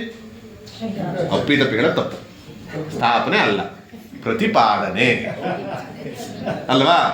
ಇತ್ತು, ಅದನ್ನ ಪ್ರತಿಪಾದನೆ ಮಾಡಿದ್ರು, ಪ್ರಚಾರ ಮಾಡೋದು. ಹಂಗೆ ಜ್ಞಾನ ಇದ್ದಿದ್ದನ್ನ ಪ್ರಚಾರ ಮಾಡಿದಂಥವ್ರು ಋಷಿಗಳು, ಮಹರ್ಷಿಗಳು, ಬ್ರಹ್ಮರ್ಷಿಗಳು, ಈ ರೀತಿಯಲ್ಲಿ ಸ್ಟೇಜಸ್ ಬರ್ತಾ ಹೋಗುತ್ತೆ. ಮಾಮೂಲಿ ಋಷಿ ಮಾಮೂಲಿ ಮಂತ್ರನೂ ಹೇಳ್ಬೋದು, ಪುತ್ರ ಕಾಮೇಷ್ಟಿ ಯಾಗ ಮಾಡಿದ್ರೆ ಮಕ್ಕಳಾಗತ್ತೆ, ಇದು ಋಷಿ. ಆದರೆ ಬ್ರಹ್ಮರ್ಷಿ ಅಂದ್ರೆ ಬ್ರಹ್ಮಜ್ಞಾನವನ್ನ ಕಂಡುಕೊಂಡಂತಹ ಋಷಿ, ಅವ್ರುಗಳೆಲ್ಲ ಸಪ್ತರ್ಷಿಗಳು. ಮಾನಸಿಕ ಸನ್ಯಾಸ ಅಂದ್ರೆ detachment, one kind of detachment. ಅದಕ್ಕೆ ನನ್ನ ಗುರುಗಳು ಪರಮಾರ್ಥನ ಅಂದ್ರೆ ಹೇಳುವಂಥ ಎಕ್ಸಾಂಪಲ್ ಅಂದ್ರೆ you should reduce your port, PORT. ಇದನ್ನ ರೆಡ್ಯೂಸ್ ಮಾಡ್ಕೊಳ್ತಾ ಹೋಗಿ. ಎಷ್ಟು? 0 ಮಾಡಬೇಕು ಅಂತಿಲ್ಲ, ರೆಡ್ಯೂಸ್. ನಿಮ್ಗೆ ಎಷ್ಟಾಗುತ್ತೋ ಅಷ್ಟು. P is for possessions. ನಿಮ್ಮ ಪೊಸೆಷನ್ಸ್ನ ಕಡಿಮೆ ಮಾಡ್ತಾ ಹೋಗುವಂಥದ್ದು. ಇದಂತ ತಕ್ಷಣ ಕಷ್ಟ, ನೆಕ್ಸ್ಟ್ ಕೇಳಬೇಕಾ ಅಂತ.